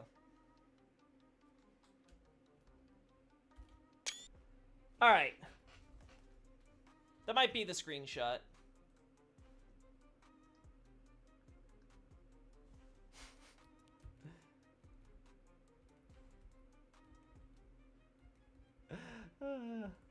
Ivan, as funny as that is, remember the rules. Try to keep it in English.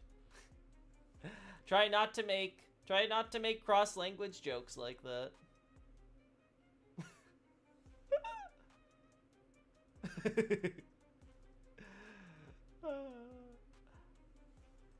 I got to enforce the rules equally. Yeah, the bridge is not low poly here, no, Bray. That's the point. I got close enough so it stopped. See? Now it is. That's when I was trying to take it from all the way back there. This is me when I actually got close and...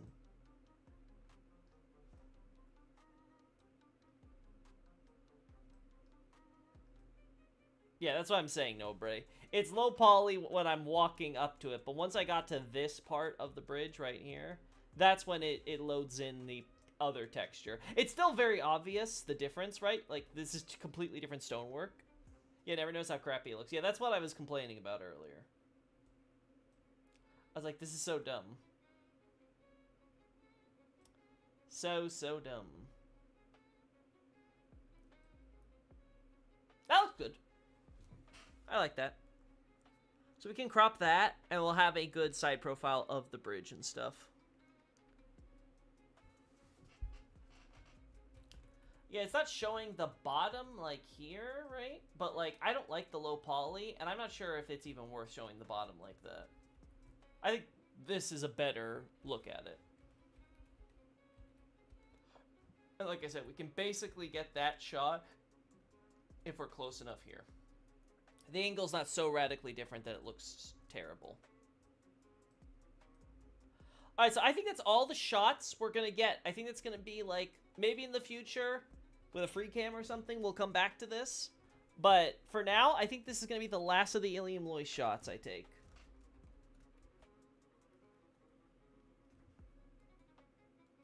Oh wow, the rat shots look fine even on my TV through the Steam screenshots and stuff. It literally is just, for some reason that blue, that rich, you know, vibrant blue just isn't coming out for those ice rats. I mean, fuck the ice rats, right? But it's just kind of weird.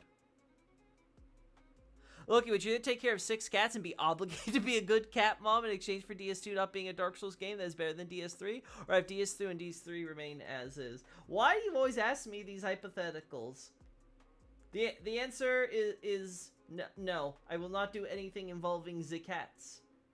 Because I will then sold them off so someone else can take care of them. Me being a good mom is making sure that they go to a good home, to someone who will treat them like a good mom. Woo! Yeah, woo! It's kind of dumb. It's kind of dumb if they really think that these are going to be like, ah, yes, exposed rock.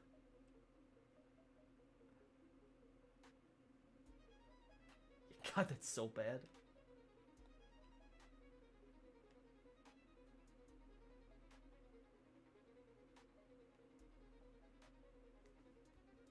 Let's make this the last one.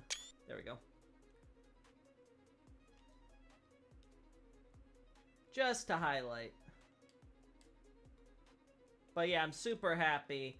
I'm super happy that we're done here. It looks like... I was worried that the second draft was still going to have a lot of problems I missed, but no, it sounds like it was good. It didn't seem like there was anything too crazy missing. Right?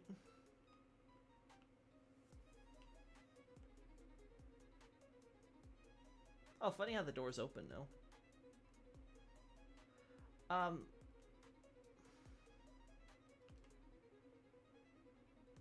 I think I can do this, right, chat? Pretty sure I can get away with this.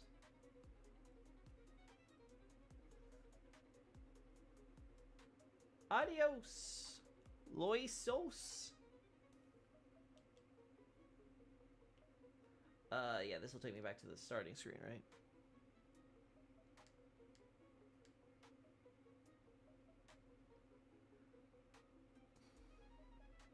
Vendrick had money to fashion 3 snakes on each teleport to each part of Drain Lake, but not enough to go conquer Alkenland. Shake my head, old. Yeah, it's one of these stupid things because the altars and their functions have to exist for the rooms and stuff to make any sense or whatever, right? And obviously, with the Lion Clan specifically, the Ilium Lois altar teleporter thing has to definitely exist. So it has to be something that goes back to Haida. But its design only makes sense if, like you said, it's Vendrick and it's supposed to be representative of the kings. Though again, this adds another question of, wait, so he was building the altars, but he didn't finish making them or renovating them until after he met each of the kings? So, like, what, did he decide he was gonna hop around? He's like, you know what, I'm gonna seal this stuff up now. Like, it's one of those things that no matter how you look at it, it just doesn't make sense. It's just kind of silly. Oh. Don't want to die.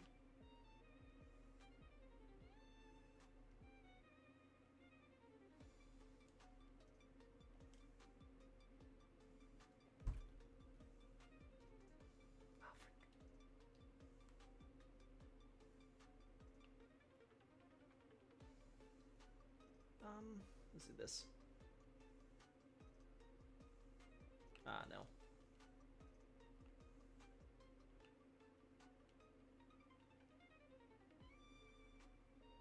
How many footprints do I have to leave before the game decides it'll make the other ones disappear? Okay, there we go. Alright, let's see if I get lucky this time, chat.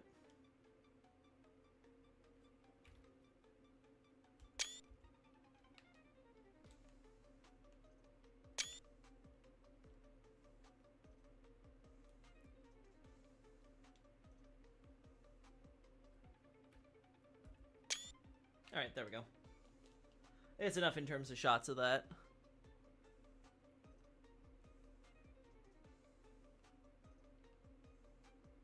Yeah, I get your idea with the propaganda idea, Nobra. It's just, imagine this.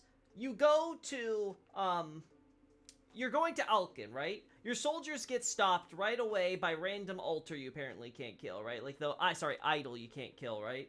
What's-her-face, Nadalia. Then you run, maybe you got a little bit further in because you have your mercenaries and stuff, but whatever. Basically, you give up and you're like, ah, shit, no one should go here. But then you're like, but you know what, let me go to 2 other places first. Maybe those will be okay. And then when you're done with 3 places, you're like, oh, now I'm gonna renovate this structure so that way it's got the 3 snakeheads, right? Like, it doesn't really make sense with the way they're written and stuff. What makes sense is, he goes there, he's like, ah, shit, lock this crap up, nobody should come here. And then renovate the altars while you're renovate the altar while you're at it if you're gonna do anything to it, and add the inscriptions of like, oh, don't come here, sealed by the king, blah blah blah, it'll be bad if you do so, I've removed the wall. Which, by the way, it's funny because they talk about how apparently, you know, it's the altar thing is dried up, but we can clearly see the water here, so I don't know who filled up the water.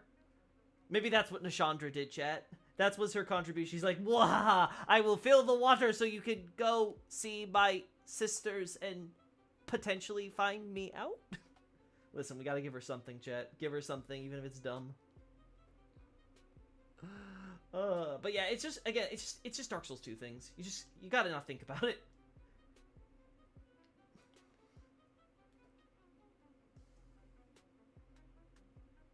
Well, in Base DS2, the water was there in the Shrine of Winter, but it had no light. It didn't have the inscriptions, though, right? They talked about how it was dried up and crap, though, either, if I recall.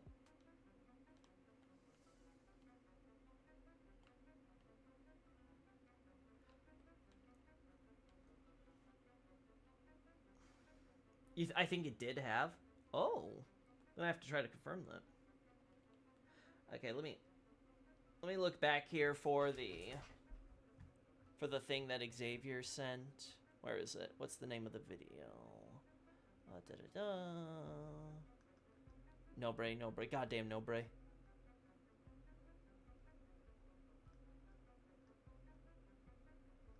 Xavier, I don't see your message. Huh. Xavier, can you post the name of the... Oh, no, wait. No, that's the last one you sent me. Oh, the video's named How This Armor Started a Rumor. Okay, I found it. He sent on From Software. Oh, okay. Cool. Thanks, Xavier. That'll make things simpler. But yeah, I'll check that out, see what that's all about, so I can add it. But otherwise, I think we just need to, like, you know, maybe do some control F'ing, double check some polish stuff, and then we should be good otherwise. So that's gonna be nice. Yeah, I'm really trying to show. I'm like, can I get, like, anything, a shot of anything? Oh, wow, the doors automatically open the moment you teleport. Huh. Huh. I assume that works. Yeah, I assume that has to work even if I, yeah, okay.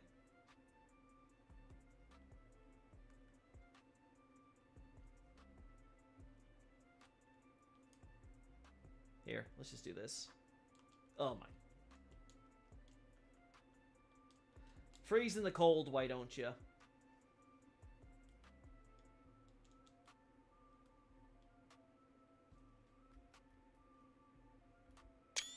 There we go. Alright, that's gonna be it. I'm super happy with this. I'm gonna try to have to work overtime tonight to try to get this thing posted, I think, with the final draft, but it'll be worth it, I'm pretty sure. So, alright, talk to y'all later. Again, Halloween stream tomorrow. We're gonna go back to Corpse Party, and this time we're gonna actually goddamn finish that chapter. No more dicking around or retreading old stuff. We're gonna finish that playlist this time tomorrow. Actually, probably like earlier than this time tomorrow, but you know what I mean. Anyway, see ya. Bye-bye.